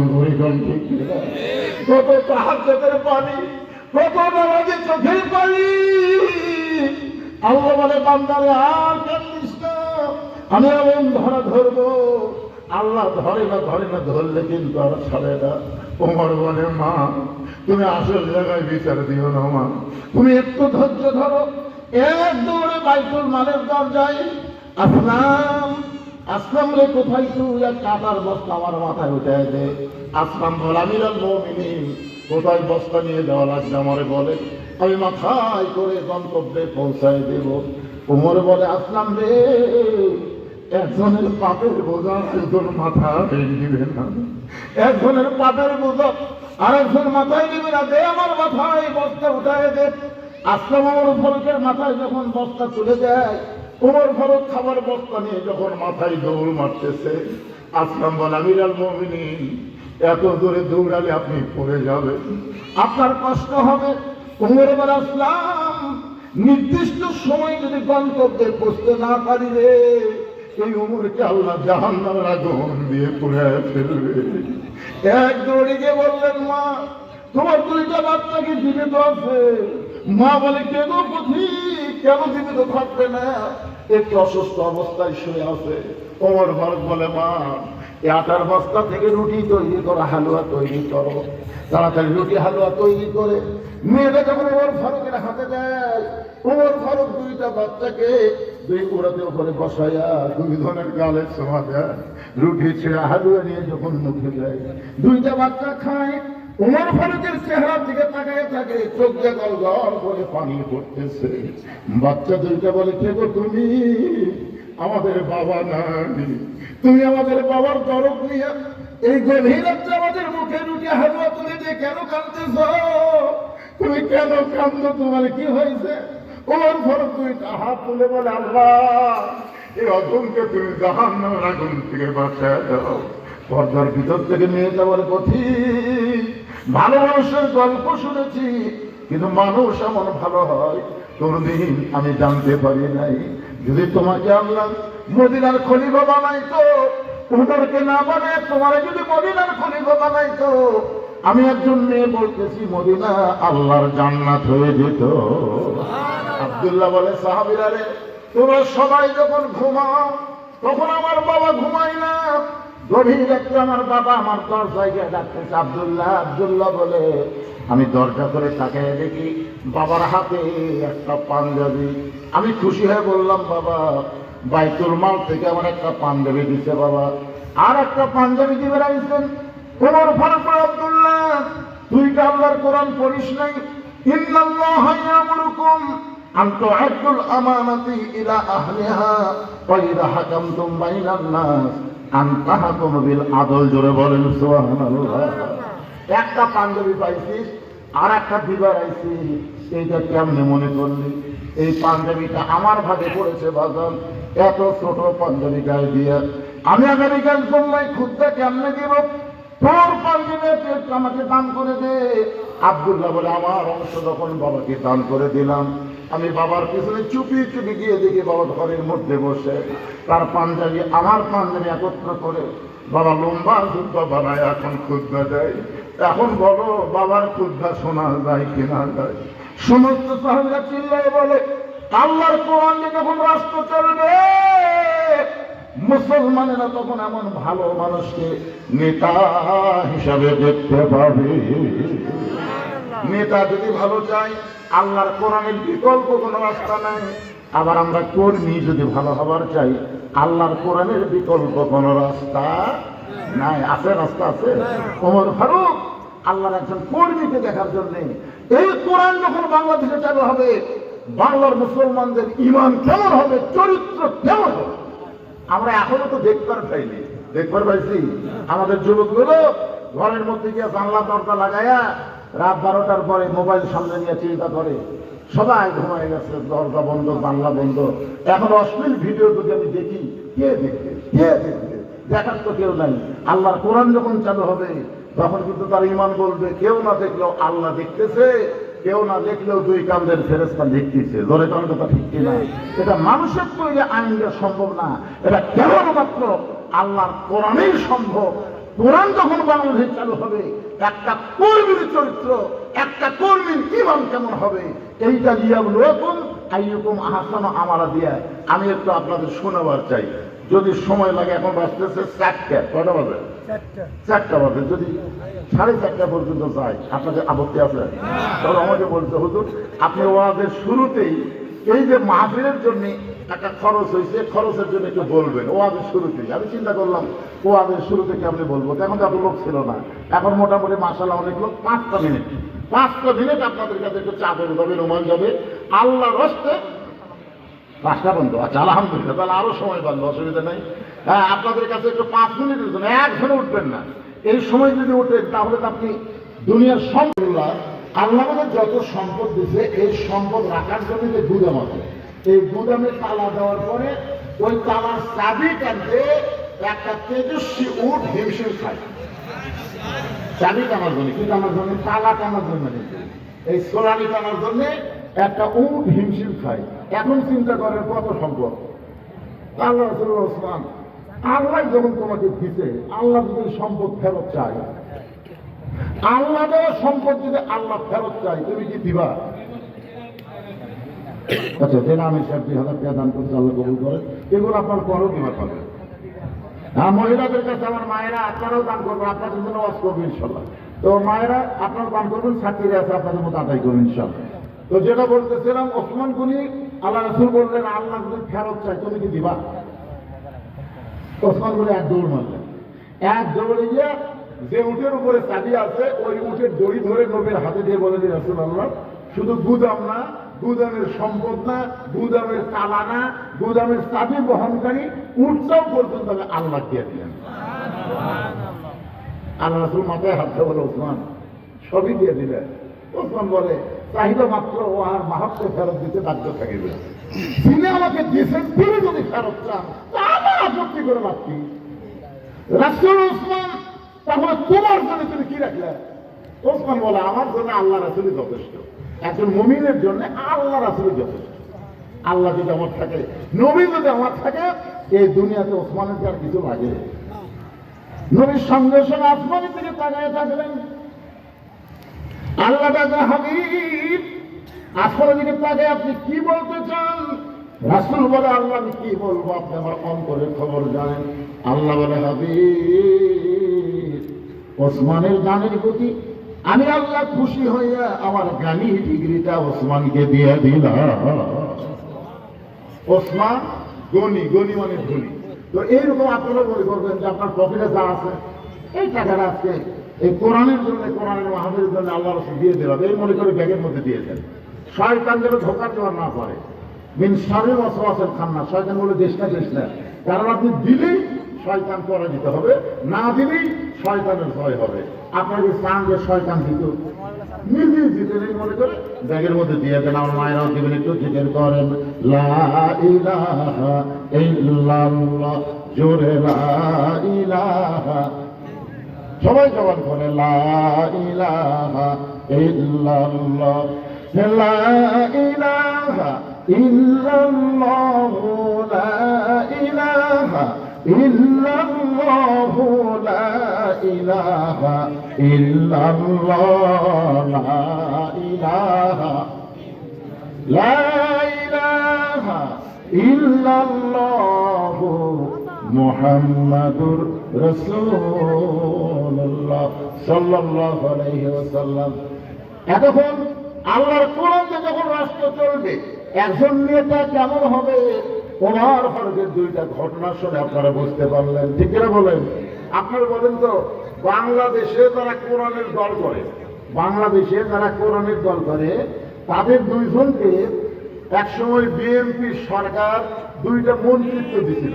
আপনারা জানেন, এই দুইজন নেতাই কিন্তু তাদেরকে এই দুনিয়া থেকে ফ্যাসিস্ট সরকার শহীদ করে বিদায় করে দিয়েছে।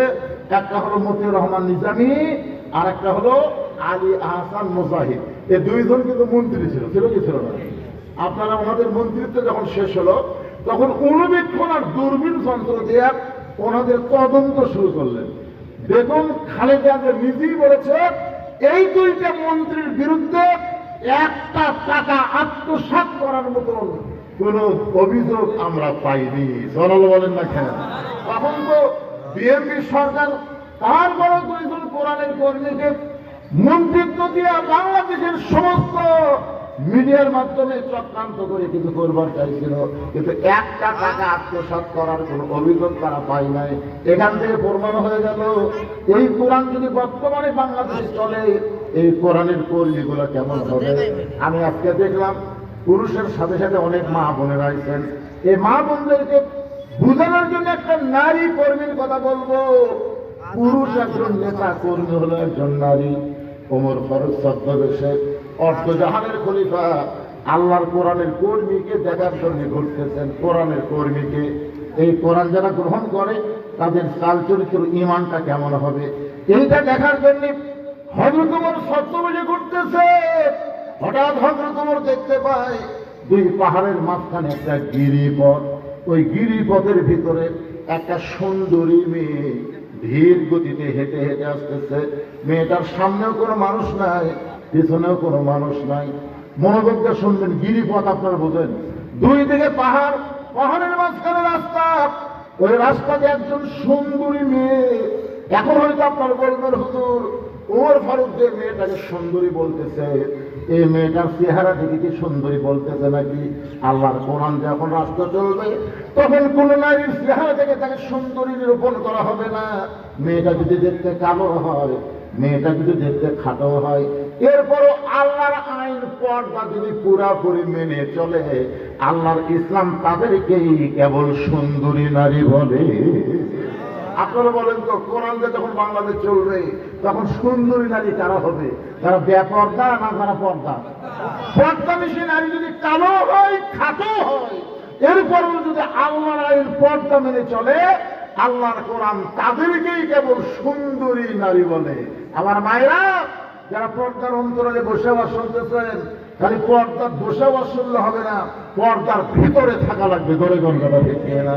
আল্লাহ কোরআনে বললেন ওয়াকরনা ফি বুয়ুতিকুন্না ওয়ালা তাবাররাজনা তাবাররুজাল জাহিলিয়াতিল উলা। ওমর ফারুক মেয়েটার নিকটে গিয়ে সালাম দিয়ে বললেন, মা, এই নির্জন পথে তুমি একা একা চলতেছ, তোমার সামনে কোনো মানুষ নাই, পিছনে কোনো মানুষ নাই, তোমার অন্তরে কি কোনো ভয় ডর লাগতেছে না? মেয়েটা হেজাবের ভিতর থেকে বলে, পথিক, তুমি কি হযরত উমরকে চিনো? মেয়েটা কাকে বলতেছে? উমর কি বলতেছে হেজাবের ভিতর থেকে, পথিক, এই পথিক, তুমি কি হযরত উমরকে চিনো? যদি উমরকে চিনতে এরকম ব্যবসায়ীটা কথা বলতে না। ওর ভদ্রম করে বলে, মা, আমি কি ব্যবসায়ীটার কথা বললাম? তুমি তো বললা যে একা একা চলতেছ, তোমার সামনেও কোনো মানুষ নাই, পিছনেও কোনো মানুষ নাই, তোমার কি ভয় ডর লাগতেছে না? আচ্ছা, এগুলো যদি আমি ওয়াজ করি তখন দিচ্ছেন কেন? পরে দিবেন, অসুবিধা নেই। এখন বলেন তো, আপনি যে মসজিদে ঢুকতেছেন, আজকাল জোহরের কেন্দ্রীয় মসজিদে, মনে করেন আপনি জোহরের নামাজ পড়বেন, আপনি সামনে কাতারে নামাজ পড়বেন, আপনার নিয়ত ভালো না খারাপ? আপনি তকবীর উলার সাথে জামাতে নামাজ পড়বেন, নিয়ত ভালো না খারাপ? কিন্তু সমস্যা হলো 2000 টাকার পায়ের জুতে। আপনি এখন চিন্তা করতেছেন, সামনে কাতারে তো নামাজ পড়া পারে, জুতা কি দরজা থুয়ে সামনে কাতারে যাবো? জুতা থুয়ে যাবো? তখন মন বলবে, পাগলা, আসে দেখবি জুতা নেই, জুতা হাতচ্ছে। এখন এই লোকটা বিসমিল্লাহ বলে জুতা হাতত নিয়েছে, কি বলে? কথা পায় না। বিসমিল্লাহ বলে জুতা হাতত নিয়েছে। আপনারা বলেন তো, চোরের ভয়ে কেউ যদি বিসমিল্লাহ বলে জুতা হাতত দেয়, এর সোয়াব হবে না করবি না গুনাহ হবে? ফটাফট না, কি হবে? সোয়াব হবে। ওই কার ভয়ে জুতা নিতে? কোন তো আল্লাহর ভয়ে জুতা নিতে, চোরের ভয়, কিন্তু বিসমিল্লাহ। আজকে আমাদের বাংলাদেশে অনেক চোরেরাও ভাষণ দিবার এসে বিসমিল্লাহ করে শুরু করে। করে কথা দেখিয়ে কোনটা দেখবেন, চান্তারা হাইরে না, তার চরিত্র ফুলের মতন পবিত্র, নামাজ পড়ে না একত্ব, এরকম আছে না নাই? বিসমিল্লাহ বলে জুতা হাতত নিয়ে মসজিদের মধ্যে ঢুকতেছে, আল্লাহুম্মা ফতাহলি আবওয়াবা রাহমাতি। তখন দুই কান্দের ফেরেশতা বলতেছে, আল্লাহ, তোমার যে বান্দা বিসমিল্লাহ বলে জুতা হাতত নিয়ে ডান পাওয়া মসজিদে ঢোকার সময় দোয়া করতেছে, এর কান্দে আমরা কি লিখবো? লেখা লাগবে না? লেখা লাগবে তো। তখন আল্লাহ বলতেছে, চোরের ভয় আল্লাহর ভয় একই কলিজার মধ্যে যদি রয়, তার কোনোদিন নামাজ কবুল হয় না। লেখ, নামাজ কবুল হবে না। তো নামাজ কবুল করতে কি করা লাগবে? নামাজ কবুল করতে আল্লাহর ভয় নিয়ে মসজিদে ঢোকা লাগবে, জুতার চিন্তা করা যাবে না। যারা চুরি করবে, চোরের বিধান আল্লাহ কোরআনে দিয়েছে, এই বিধান কায়েম করার আন্দোলন করা লাগবে। জমিদার কথা হে।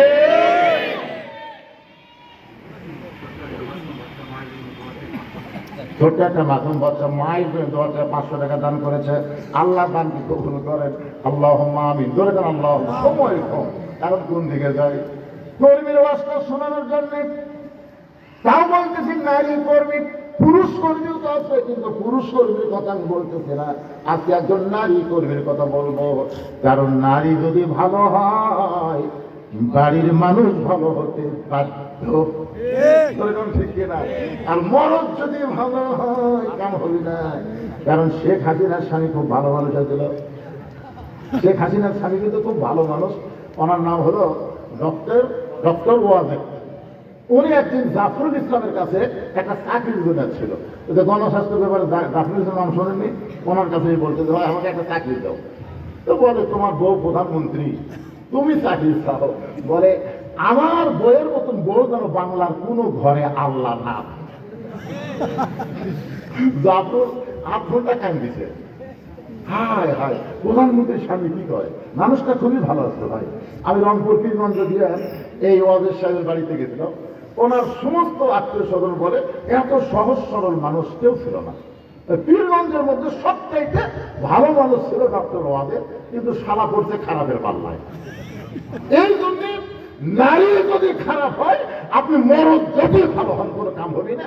একটা নারী ভালো হলে গোটা বাড়ি ভালো হতে পারত। ধরে কথা ঠিক। এই জন্য আপনারা মেয়েদেরকে ইসলামী আন্দোলনের কর্মী করবেন, মেয়েদেরকে কোরআনের শিক্ষা দেবেন, মেয়েদেরকে ঘর সাজানোর শিক্ষা দিবেন। মা ফাতেমা কিভাবে চলেছে, মা ফাতেমার জীবনে মেয়েদেরকে পড়তে দিবেন। দরকার আছে না নাই? মেয়েটা বলে পথি, তুমি কি হযরত ওমরকে চেনো? যদি হযরত ওমরকে চিন্তা তাহলে এরকম বেয়াসাইদা কথা বলতো না। ওমর ফারুক বললেন, মা আমি কি বেয়াসাইদা কথা বললাম? মেয়েটা বলে পথি, হযরত ওমর যেদিন থেকে আল্লাহর কোরআন দিয়ে রাষ্ট্র চলায়, হযরত ওমর যেদিন থেকে আল্লাহর কোরআন দিয়ে রাষ্ট্র চলায়, সেদিন থেকে পৃথিবীর এক প্রান্ত থেকে আর একটা প্রান্তে একটা মেয়ে মানুষ চলবে। ওই মেয়ে মানুষের কলিজায় আল্লাহ ছাড়া অন্য কারো ভয় থাকবে না। কি বুঝলেন? আল্লাহর কোরআন দিয়ে যখন রাষ্ট্র চলবে তখন ভয়। সেদিন সে নির্জন পথে যাবে, কোন জন কটু কথা কবে না। পথে আর প্রান্তরে সম্পদের মোহে পড়ে খুন আর হাজানি হবে না। সবাই বলেন, যদি মেনে চলি কোরআন, বলেন যদি মেনে চলি কোরআন আর রাসূলের বিধান, সকলেই শান্তিতে থাকবে। বাংলার আকাশে কলেমার পতাকা যেদিন দুলবে। আপনারা কি চান না এই বাংলার আকাশে একদিন কলেমার পতাকা পথ করে উঠবে? রে বাংলার মুসলমান, মেয়েটা বলে পথিক, ওমর যেদিন থেকে কোরআন দিয়ে রাষ্ট্র চলায় সেদিন থেকে পৃথিবীর এক প্রান্ত থেকে আর একটা প্রান্তে একটা মহিলার ভাবে তার কলিজায় আল্লাহর ভয় ছাড়া অন্য কারো ভয় থাকবে না। ওমর ফারুক বললেন, মা তোমার কথা শুনে আমি অত্যন্ত খুশি হইলাম, কিন্তু তুমি যেভাবে চলতেছ তোমার চলন দেখে মনে হচ্ছে তুমি একজন দুঃখী নারী। কারণ ধীর গতি তুমি হাঁটতেছ, তোমার হাঁটা দেখি মনে হচ্ছে তোমার ভিতরে দুঃখ কাজ করতেছে। মেয়েটা বলে পতি, আসলেই আমি একজন দুঃখী নারী। আজকে 6 দিন হলে হযরত ওমরকে আমি খুঁজে বেড়া। 6 দিন আমার দুঃখের কথা বলার জন্য হযরত ওমরকে আমি খুঁজতেছি 6 দিন হলে। ওমর ফারুক বলে, মা তুমি কি পাগলি হয়ে গেলে নাকি? ওমর হচ্ছে অর্ধ পৃথিবীর খলিফা। ওমরকে যদি পাওয়ার চাও তাহলে গণভবনে যাও, বঙ্গভবনে যাও, সংসদ ভবনে যাও, জায়গা মতো খোঁজ করো। 2 পাহাড়ের মাঝখানে তুমি ওমরকে খুঁজতেছো, তুমি কি পাগলি হয়ে গেছো?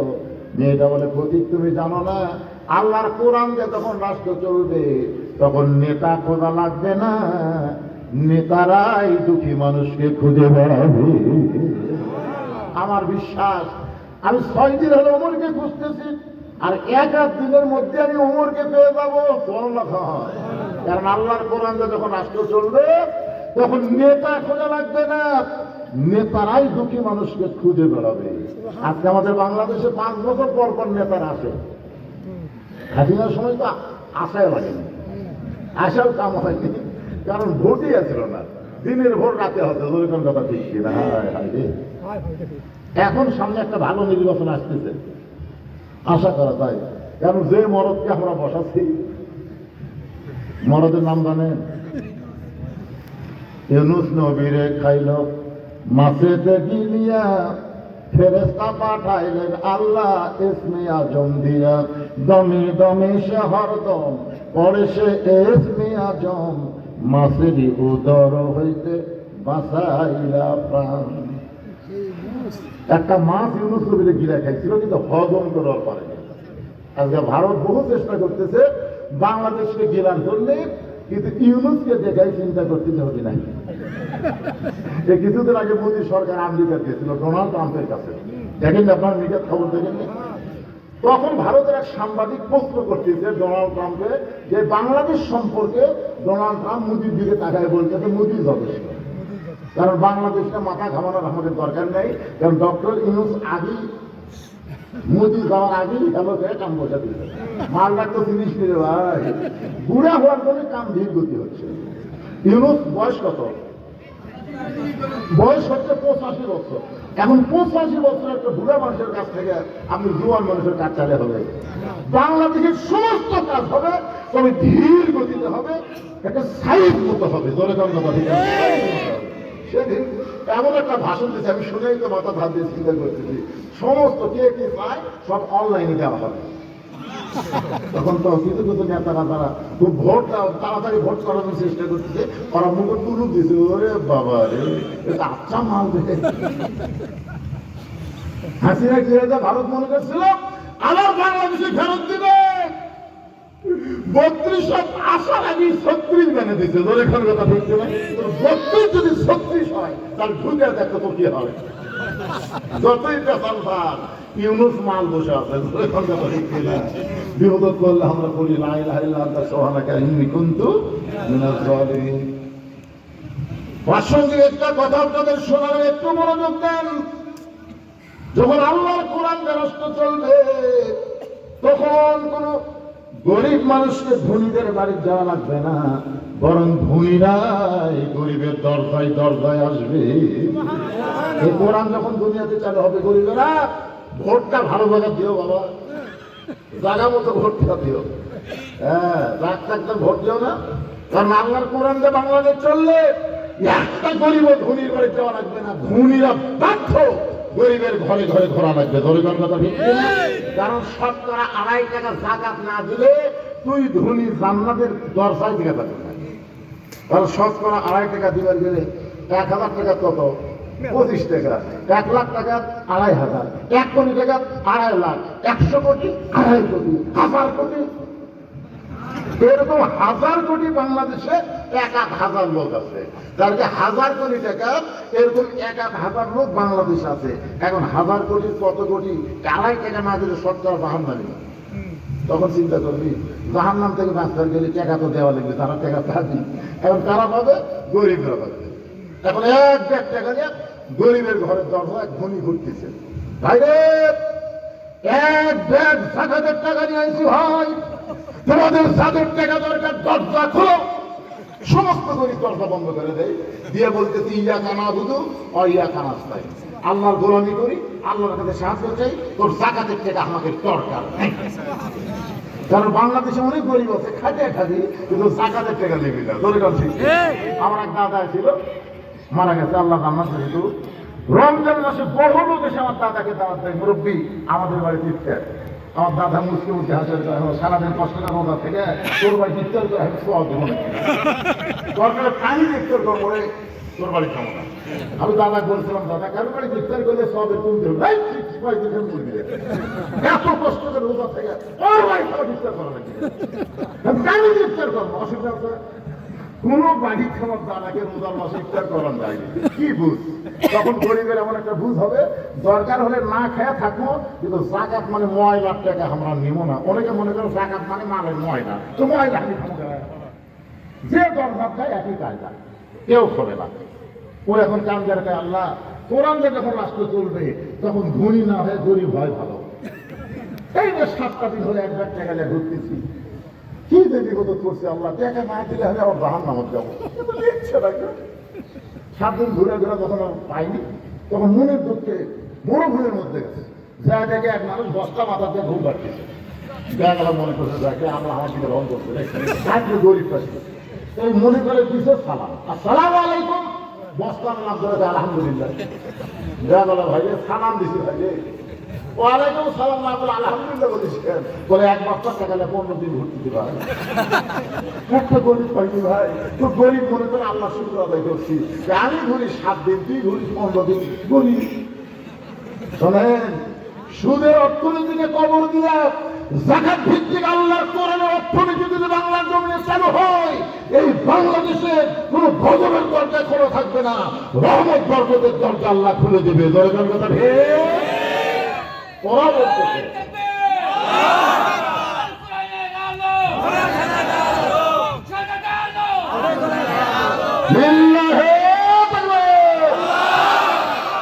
বলতেছে আপনাদের 5 দিন পাশে হিলি নেই, হিলি পার হলে তো মালিকের বাড়ি।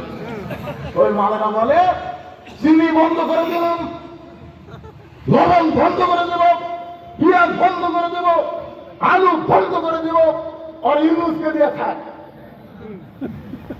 হাসিনা না হাসিনা এটা সব বন্ধ করে দিবে।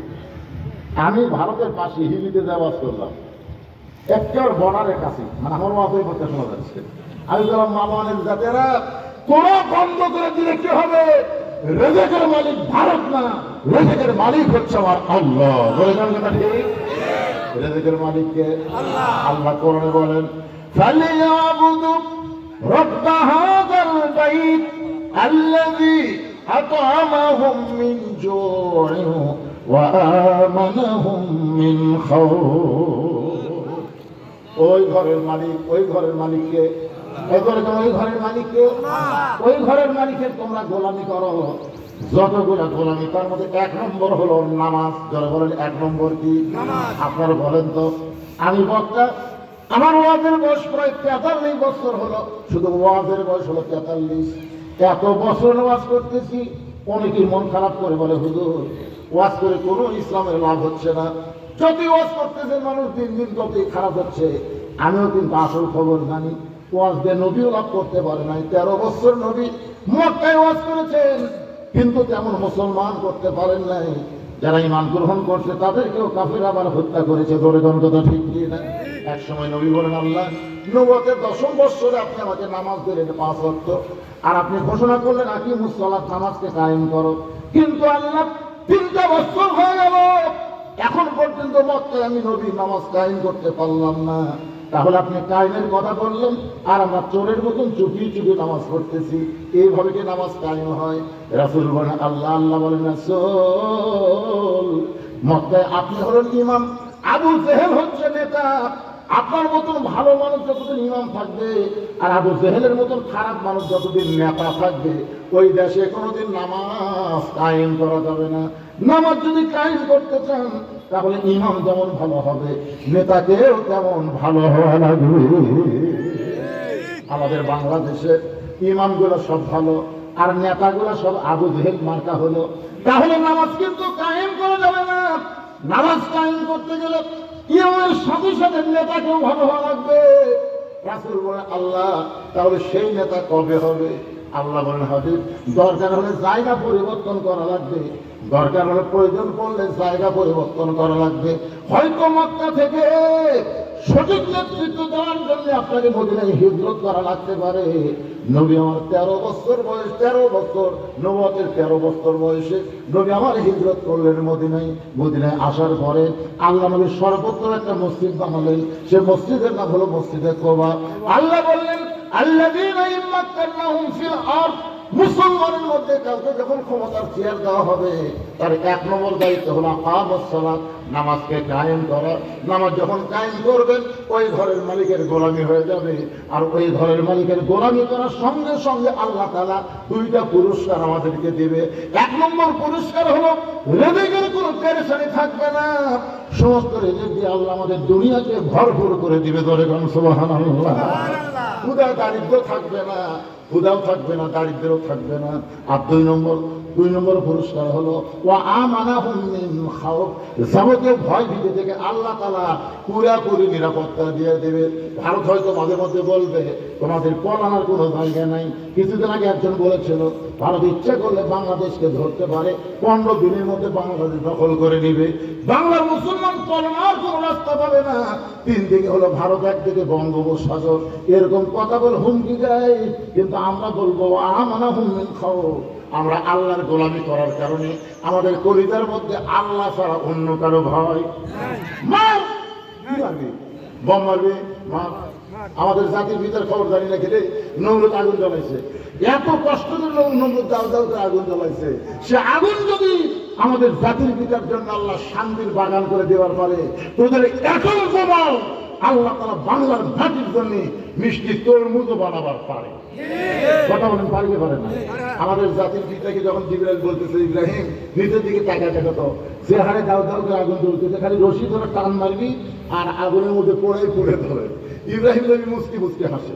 জিবরাইল বলে, হাসেন কেন? বলে, হাসার কারণ হলো তোমার কথা শোনে।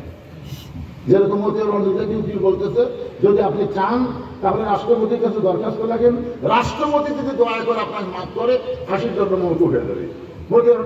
মুসকি মুসকি হাসেন। উকিল বলে, স্যার হাসেন কেন? বলে, হাসার কারণ হলো তোমার কথা শোনে। তুমি বলতেছো রাষ্ট্রপতির কাছে দরখাস্ত লিখতে।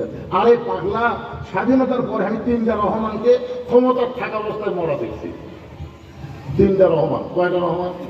একটা হলো শেখ মুজিবুর, রহমান, একটা হলো জিয়াউর রহমান, একটা হলো জিল্লুর। তো যারা প্রেসিডেন্ট থাকা অবস্থায় নিজেরাই মরে যায়, একজন ইমানদার ইমান থাকা অবস্থায় তাদের কাছে জীবন ভিক্ষা যাবে না, কারণ তারা নিজেই মরে, তাকে কাছে জীবন ভিক্ষা কেউ চায়? তখন উকিল বলতেছে এই গোয়ালটির কারণে তো আপনার থাকি হবে। মোটেও নিজামি মুসকি মুসকি হাসার বলে, ওয়ালা তাকুলু লিমান ইউকতালু ফি সাবিলিল্লাহি আমওয়াতুন বাল আহইয়াউ ওয়ালাকিন লা তাশউরুন। কি বললেন আয়াতের অর্থ? কি বললেন? ফাঁসি হবে? জনগণ ফাঁসি হবে। শহীদ মতিউর রহমান নিজামী, শহীদ আলী আহসান মুজাহিদ, শহীদ কামারুজ্জামান, শহীদ আব্দুল কাদের মোল্লা, শহীদ মীর কাসেম, এদের নামের আগে শহীদ শব্দ উচ্চারণ করা হয়। জনগণ কথা ঠিক না? আর শহীদেরা মরে না, শহীদদেরকে আল্লাহ কিয়ামত পর্যন্ত অমর করে রাখে। সুবহানাল্লাহ বলেন না ভাই? একটু মনোযোগ দিয়ে শোনেন। মেয়েটা বলে পথিক, 6 দিন হলো আমি উমরকে খুঁজতেছি, আর এক দিনের মধ্যে যদি উমরকে না পায় তাহলে আসল জায়গা বিচার দেব। কয় জায়গা? বেশি জায়গার দরকার নেই তো। কি জজ কোর্ট, হাইকোর্ট, সুপ্রিম কোর্ট? কত কোর্ট কিনে? 1 কোর্ট। আমাদের কয় কোর্ট? আরো ধরে বলেন কয় কোর্ট? বেশি ভেজাল করিস না, জায়গা মতো কিন্তু বিচার দেব। তোর বিচার আল্লাহ করবি রে। মেয়েটা যেই মাত্র করেছে 6 দিন হলো উমরকে খুঁজতেছি, আর এক দিনের মধ্যে যদি না পাই তাহলে আসল জায়গায় বিচার দিল।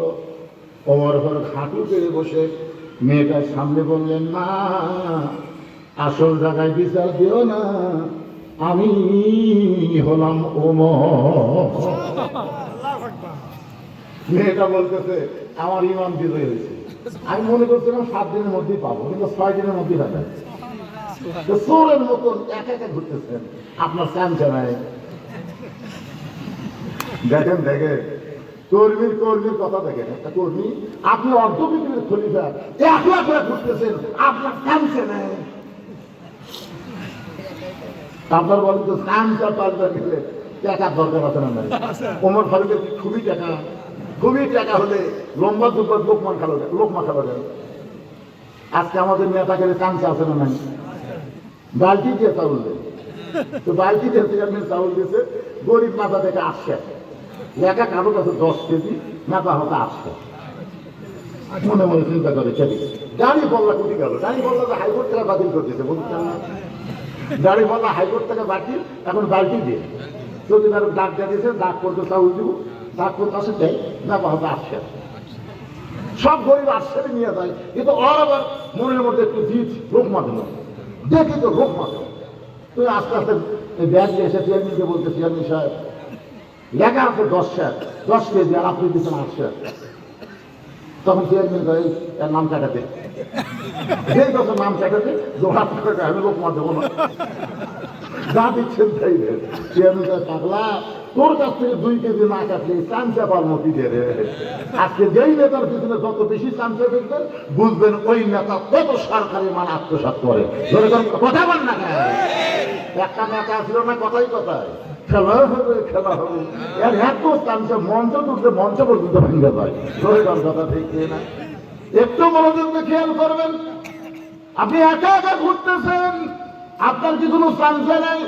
সঙ্গে সঙ্গে ওমর ফারুক আল্লাহর কোরআন থেকে তেলাওয়াত করতেছেন, ইন্নামাল মুমিনুনা আল্লাযীনা ইযা যুকিরাল্লাহু ওয়াজিলাত কুলুবুহুম ওয়া ইযা তুলিয়াত আলাইহিম আয়াতুহু জাদাতুহুম ঈমানা ওয়া আলা রাব্বিহিম ইয়াতাওয়াক্কালুন। আপনারা বলেন তো, আল্লাহর কোরআন দিয়ে যখন রাষ্ট্র চলবে, ওই মানুষের অন্তরে একমাত্র আল্লাহ তার ভরসা হবে। দুনিয়ার কেউ তার কোনো ক্ষতি করতে পারবে না, আল্লাহ পাক নিজেই তার বডিগার্ড হয়ে থাকবে। রোম দেশের বাদশা উমরের মাথার দাম 200 লাল ঘোষণা করছে যে উমরের মাথা যদি তো আমাকে এনে দিবার পর বিনিময় 200 লাল তাকে পুরস্কার দেওয়া হবে। ভাই রোমের বীর 200 উট পাওয়ার আশায় মদিনায় ঢুকে মদিনার মানুষকে জিজ্ঞাসা করছে তোমাদের খলিফা হযরত ওমর কোথায় থাকে, তুমি কি তার খোঁজ জানো? লোকটা বলতে তো পাগলা নাকি, এই তুই কে দেখলো আমার কি ঠেকা বলছে উমর কোথায় থাকে, উমরের বড় থাকে আমি কোথায় আছি। দেখছেন রোমের বীর কে পাগলা নাকি, যার জমি রোমের বাদশা সত্তরটা কাঁপে পানি খায় আর সেই উমরের খবর চালাবি যে আমার কি ঠেকা, উমরেরই ঠেকা না, উমরের ঠেকা আমি বুঝে আসি না। মানে উমরের খবর ওই জানে না, উমরের খবর বলে জোরে লাগান না। কিছু দূর যাওয়ার পরে একজনকে বলতে যে ভাই যান তোমাদের প্রেসিডেন্ট হজরত তোমার কোথায়, তুমি কি বলতে পারো? লোকটা বলে আমার মনে হয় তুমি এই দেশের মানুষ না, আমাদের কোনো প্রেসিডেন্ট নাই, আমাদের একজন আমির আছে, আমাদের একজন কি আছে আতিউল্লাহ ওয়া আতিউর রাসূল ওয়া উলিল আমরি মিনকুম, আমাদের একজন আমির আছে, তার কোনো বাড়ি ঘর নাই, তার কোনো সংসদ ভবন নাই, তার কোনো গণভবন নাই। ওই যে মরুভূমি একটা গাছ দেখতেছো, ওই গাছের ছায় মাঝে মধ্যে আমাদের আমির ঘুম পাড়ে, মাঝে মধ্যে আমাদের আমির ঘুম পাড়ে। আমার মনে হয় আজকে সেই ঘুম পাড়ার দিন, সুবহানাল্লাহ বলে, আজকে সেই ঘুম পাড়ার দিন।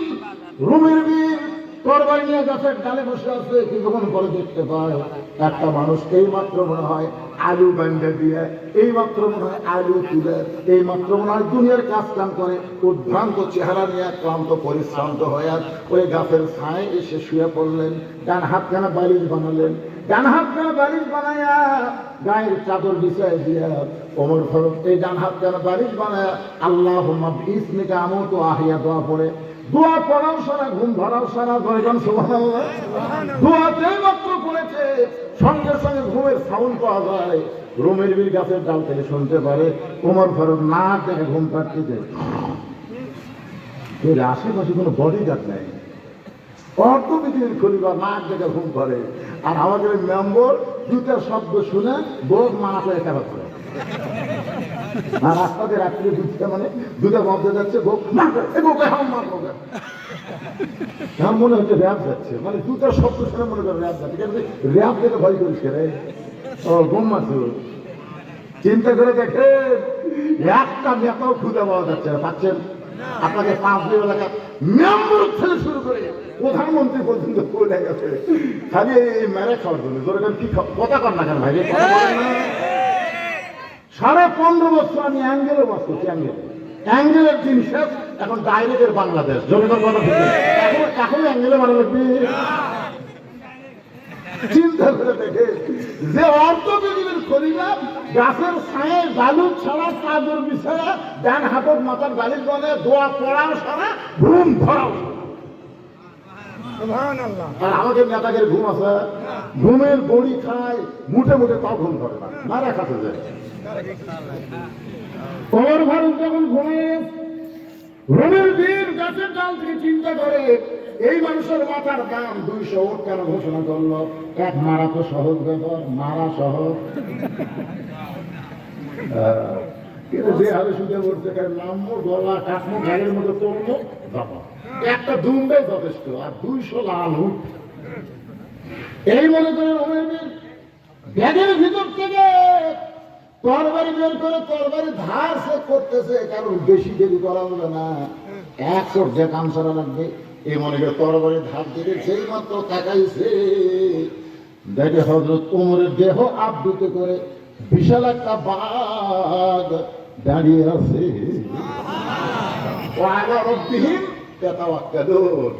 বাঘ এমন ভাবে দেহ আবৃত করে দাঁড়াইছে, কিছুক্ষণ পরে বাঘ মাথা এরকম ওর ধরে তো ছায়া দিচ্ছে,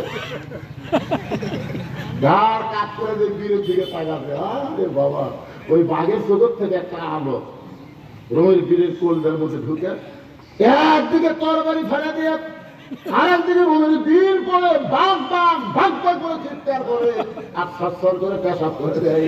ভয়ের খেলায় খারাপ হয়ে পেশাব শুরু করছে। ওমর ফারুক ঘুম থেকে এই বাঘ বাঘ করিস, এই বাঘ করিল, চোখ তোলা দেখে কেউ নাই। তুমি কে? বলে রোমের বীর। রোমের বীর এরকম দেয়া সাইডা সাইজ কেন? তরবারি পড়ে আছে, গায়ে পেশাব করো। বলে আপনার মাথার দাম 200 লালু। ওগো কি এমন আমল করেন যে আমল করার কারণে আপনার দেহ একটা বাঘ আবৃত করে রাখে? ওমর ফারুক বললেন, ওয়াইযা তুলিয়া আলাইহিম আয়াতুহু জাদাতুহুম ঈমানা ওয়া আলা রাব্বিহিম ইয়াতাওয়াক্কালুন। ভাইজান, আল্লাহর কোরআন যখন চালু হবে, মেয়েরাও তখন ইসলামের কর্মী হবে। মেয়েদের 1 নম্বর আমল হচ্ছে পর্দা। মেয়েরা পর্দার ভিতরে থাকবে। আমার মায়েদের বলতেছে, মা আর ছেলেদেরকে বলবো, এ বয়স থেকে যদি ইসলামের আন্দোলন কর্মী হওয়ার চাও, তোমাদের 5 ওয়াক্ত নামাজ জামাতে পড়া লাগবে। ধরে বলেন কয় ওয়াক্ত? 5 ওয়াক্ত নামাজ যদি জামাতে পড়েন। আল্লাহর কোরআন বলতেছে, ইন্না সলাতা তানহা আনিল ফাহশাই ওয়াল মুনকার। একমাত্র নামাজই পারে মানুষকে যাবতীয় খারাপ থেকে বাঁচাই দিতে। আল্লাহ তাআলা বক্তা এবং শ্রোতা সবাইকে আমল করার তৌফিক দান করুক। সকলে বলে আমিন। জোরে বলে আল্লাহুম্মা আমিন। আপনার ব্যাগের মধ্যে সবাই দান করছেন তো ইনশাআল্লাহ? সবাই দান করছেন? হুজুর টাকা গুনছেন আপনারা? শুনছিলাম, শেষে মুনাফ না করে কেউ যাবো না ইনশাল্লাহ। এই 1 মিনিট সভাপতি মহোদয় 1 মিনিট কথা বলার পরেই দোয়া হবে ইনশাল্লাহ। কেউ উঠবো না। সম্মানিত মেহমানবৃন্দ, আসসালামু আলাইকুম ওয়া রাহমাতুল্লাহ। মহান রব্বুল আলামিনের দরবারে শুকরিয়া স্বরূপ সবাই বলে আলহামদুলিল্লাহ। হযরত মুহাম্মদ সাল্লাল্লাহু আলাইহি সাল্লামের প্রতি শতকোটি দরুদ ও সালাম। সবাই মন খুলে বলি সাল্লাল্লাহু আলাইহি ওয়াসাল্লাম। হাদিসে আসছে, জুলমাতুন ইয়াউমাল কিয়ামা। জুলুমটা, অত্যাচার কিয়ামতের দিন তো অন্ধকার হবেই, দুনিয়াতেও অন্ধকার হবে। হাদিসে আসছে 3 ব্যক্তির দোয়া কবুল হয়, সেটা দুনিয়াতেও তার শাস্তি হয়, আখিরাতেও হয়। পিতা মাতাকে যারা অসম্মান করবে দুনিয়াতেও কিছু হবে। যারা মাজলুম তারা দুনিয়াতেও কিছু পাবে, আখিরাতেও পাবে। আর মুসাফিরের দোয়া কবুল হয়। সম্মানিত উপস্থিতি, যে প্রেক্ষাপটে যে কথাগুলো হলো সব আপনারা বুঝেছেন। উনি বলেছেন একটা ডাইরেক্ট আর একটা ইনডাইরেক্ট। আমি হয়তো ইনডাইরেক্ট বললাম। আল্লাহ যেন আমাদের সবাইকে আল্লাহমুখী হয়ে আল্লাহর আইন কোরআনকে মানার জন্য তৌফিক করে দেন। সবাই বলেন আমিন। আসসালামু আলাইকুম ওয়া রাহমাতুল্লাহি ওয়া বারাকাতুহু। আলহামদুলিল্লাহ, আমরা কথা বলছি। এখনই দোয়ার মাধ্যমে মাহফিলের সমাপ্তি করবো ইনশাআল্লাহ। এখনই দোয়া করবেন আমাদের প্রধান মেহমান। মনোযোগ পরে যারা বই নেবেন ফেরত নিয়ে যাবেন। ইমানের অগ্নি পরীক্ষা অত্যন্ত মোটা একটা বই, খুব আল্লামা সাঈদ হুজুরের লেখা বই, মাত্র 100 টাকা দিয়ে। আল্লাহুম্মা আমিন। আল্লাহুম্মা আনতাস সালাম ওয়া মিনকাস সালাম তাবারাকতা ইয়া যাল জালালি ওয়াল ইকরাম। আয় আল্লাহ তাআলা, দিনের বেলার কাজ কামকে বাদ দিয়া আল্লাহ তোমার মহব্বত কলিজার মধ্যে নিয়ে পবিত্র কোরআনের আকর্ষণে হাজারো হাজারো আল্লাহর বান্দা বান্দি জান্নাতের বাগানে ওয়াজের পরিসমাপ্তির পরে রহমতের দরজায় ফকির হয়ে দোকানে হাত তুলেছে। আল্লাহ মেহেরবানি করে আজকের মাহফিল আমাদের সকলের হেদায়েতের জন্য, নাজাতের জন্য, জান্নাতের জন্য কবুল করে নাও। আল্লাহ এই মাদ্রাসাকে কিয়ামত পর্যন্ত কবুল করে নাও। আয় আল্লাহ, তার আজকের এই মাহফিলে যতটুকু আলোচনা হয়েছে এর মধ্যে যদি ত্রুটি হয়, ভুল হয়, মাফ করে দাও। জাহাবিয়া মঞ্জুর করো সোনার মদিনায়, নবী পাকের রওজা মুবারক আল্লাহ কবুল করো। तमाम আম্বিয়ায়ে কেরাম, আসহাবে কেরাম, তাবিঈন কেরাম, তাবিঈন কেরাম, तमाम পৃথিবীর মাটির নিচে যত মুমিন মুমিনাত আছে আল্লাহ সকলে আরওয়াহ করে হাদিয়া কবুল করো। আমরা যারা হাত তুলেছি, আমাদের মধ্যে জনম দুঃখী মা বাবা যাদের কবরে চলে গেছে, আল্লাহ মেহেরবানি করে মা বাবার কবরকে জান্নাতের টুকরা বানায়া দাও। আমাদের দাদা দাদি নানা আত্মীয় স্বজন শ্বশুর শাশুড়ি কবরে গেছে, আল্লাহ কবরবাসীদের মাফ করে দাও। আজকের এই মাহফিলের সম্মানিত সভাপতিকে আল্লাহ তুমি কবুল করো। আজকের মাহফিলের সম্মানিত সহসভাপতিকে আল্লাহ তুমি কবুল করো। আজকের এই মাদ্রাসার অধ্যক্ষ প্রিন্সিপাল সাহেবকে আল্লাহ তুমি কবুল করো। এই মাদ্রাসার উপাধ্যক্ষ থেকে শুরু করে মাদ্রাসার শিক্ষক মন্ডলী, মাদ্রাসার কর্মচারী বৃন্দ, মাদ্রাসার আল্লাহ ছাত্র ছাত্রী সকলকেই আল্লাহ তুমি কবুল করো। কিয়ামত পর্যন্ত এই মাদ্রাসাকে কবুল করে নাও। মাদ্রাসার জায়গা জমি দিয়ে বহু পুরাতন মাদ্রাসা, আজকে অনেকে অন্ধকার কবরে চলে গেছে। আল্লাহ এই মাদ্রাসার ওসিলায় তাদের কবরকে জান্নাতের টুকরা বানায় দাও। আল্লাহ, যেই কোরআন শুনলে এত ভালো লাগে, বাস্তবে সেই কোরআন বাংলার মুসলমান দেখবে, সব টাকা হলো শেষ। আগামীতে বাংলার মুসলমান দেখতে পাবে আল্লাহর কোরআনের বাংলাদেশ। এই দৃশ্য আমাদের সকলের জন্য আল্লাহ তুমি কবুল করে দাও। আল্লাহ তাআলা, কত মানুষের জানাজার নামাজ আমরা পড়েছি, এই 2 হাত দিয়ে কত কবরে আমরা মাটি দিয়েছি। একদিন আমরা মরে যাব, দিনটা যেন জুমার দিন হয়, মাসটা যেন রমজান মাস হয়। ইমানের সাথে, ইজ্জতের সাথে দুনিয়া থেকে বিদায় নেওয়ার কালে আমাদের ইমানকে কবুল করবেন আল্লাহ। মা বোনদেরকে পর্দাকে কবুল করেন, মা ফাতেমার চরিত্র দান করেন, মৃত্যুর সময় জবানে জারি করে দিবেন লা ইলাহা ইল্লাল্লাহু মুহাম্মাদুর রাসূলুল্লাহ সাল্লাল্লাহু আলাইহি ওয়াসাল্লাম। আসসালামু আলাইকুম ওয়া রাহমাতুল্লাহি ওয়া বারাকাতুহু।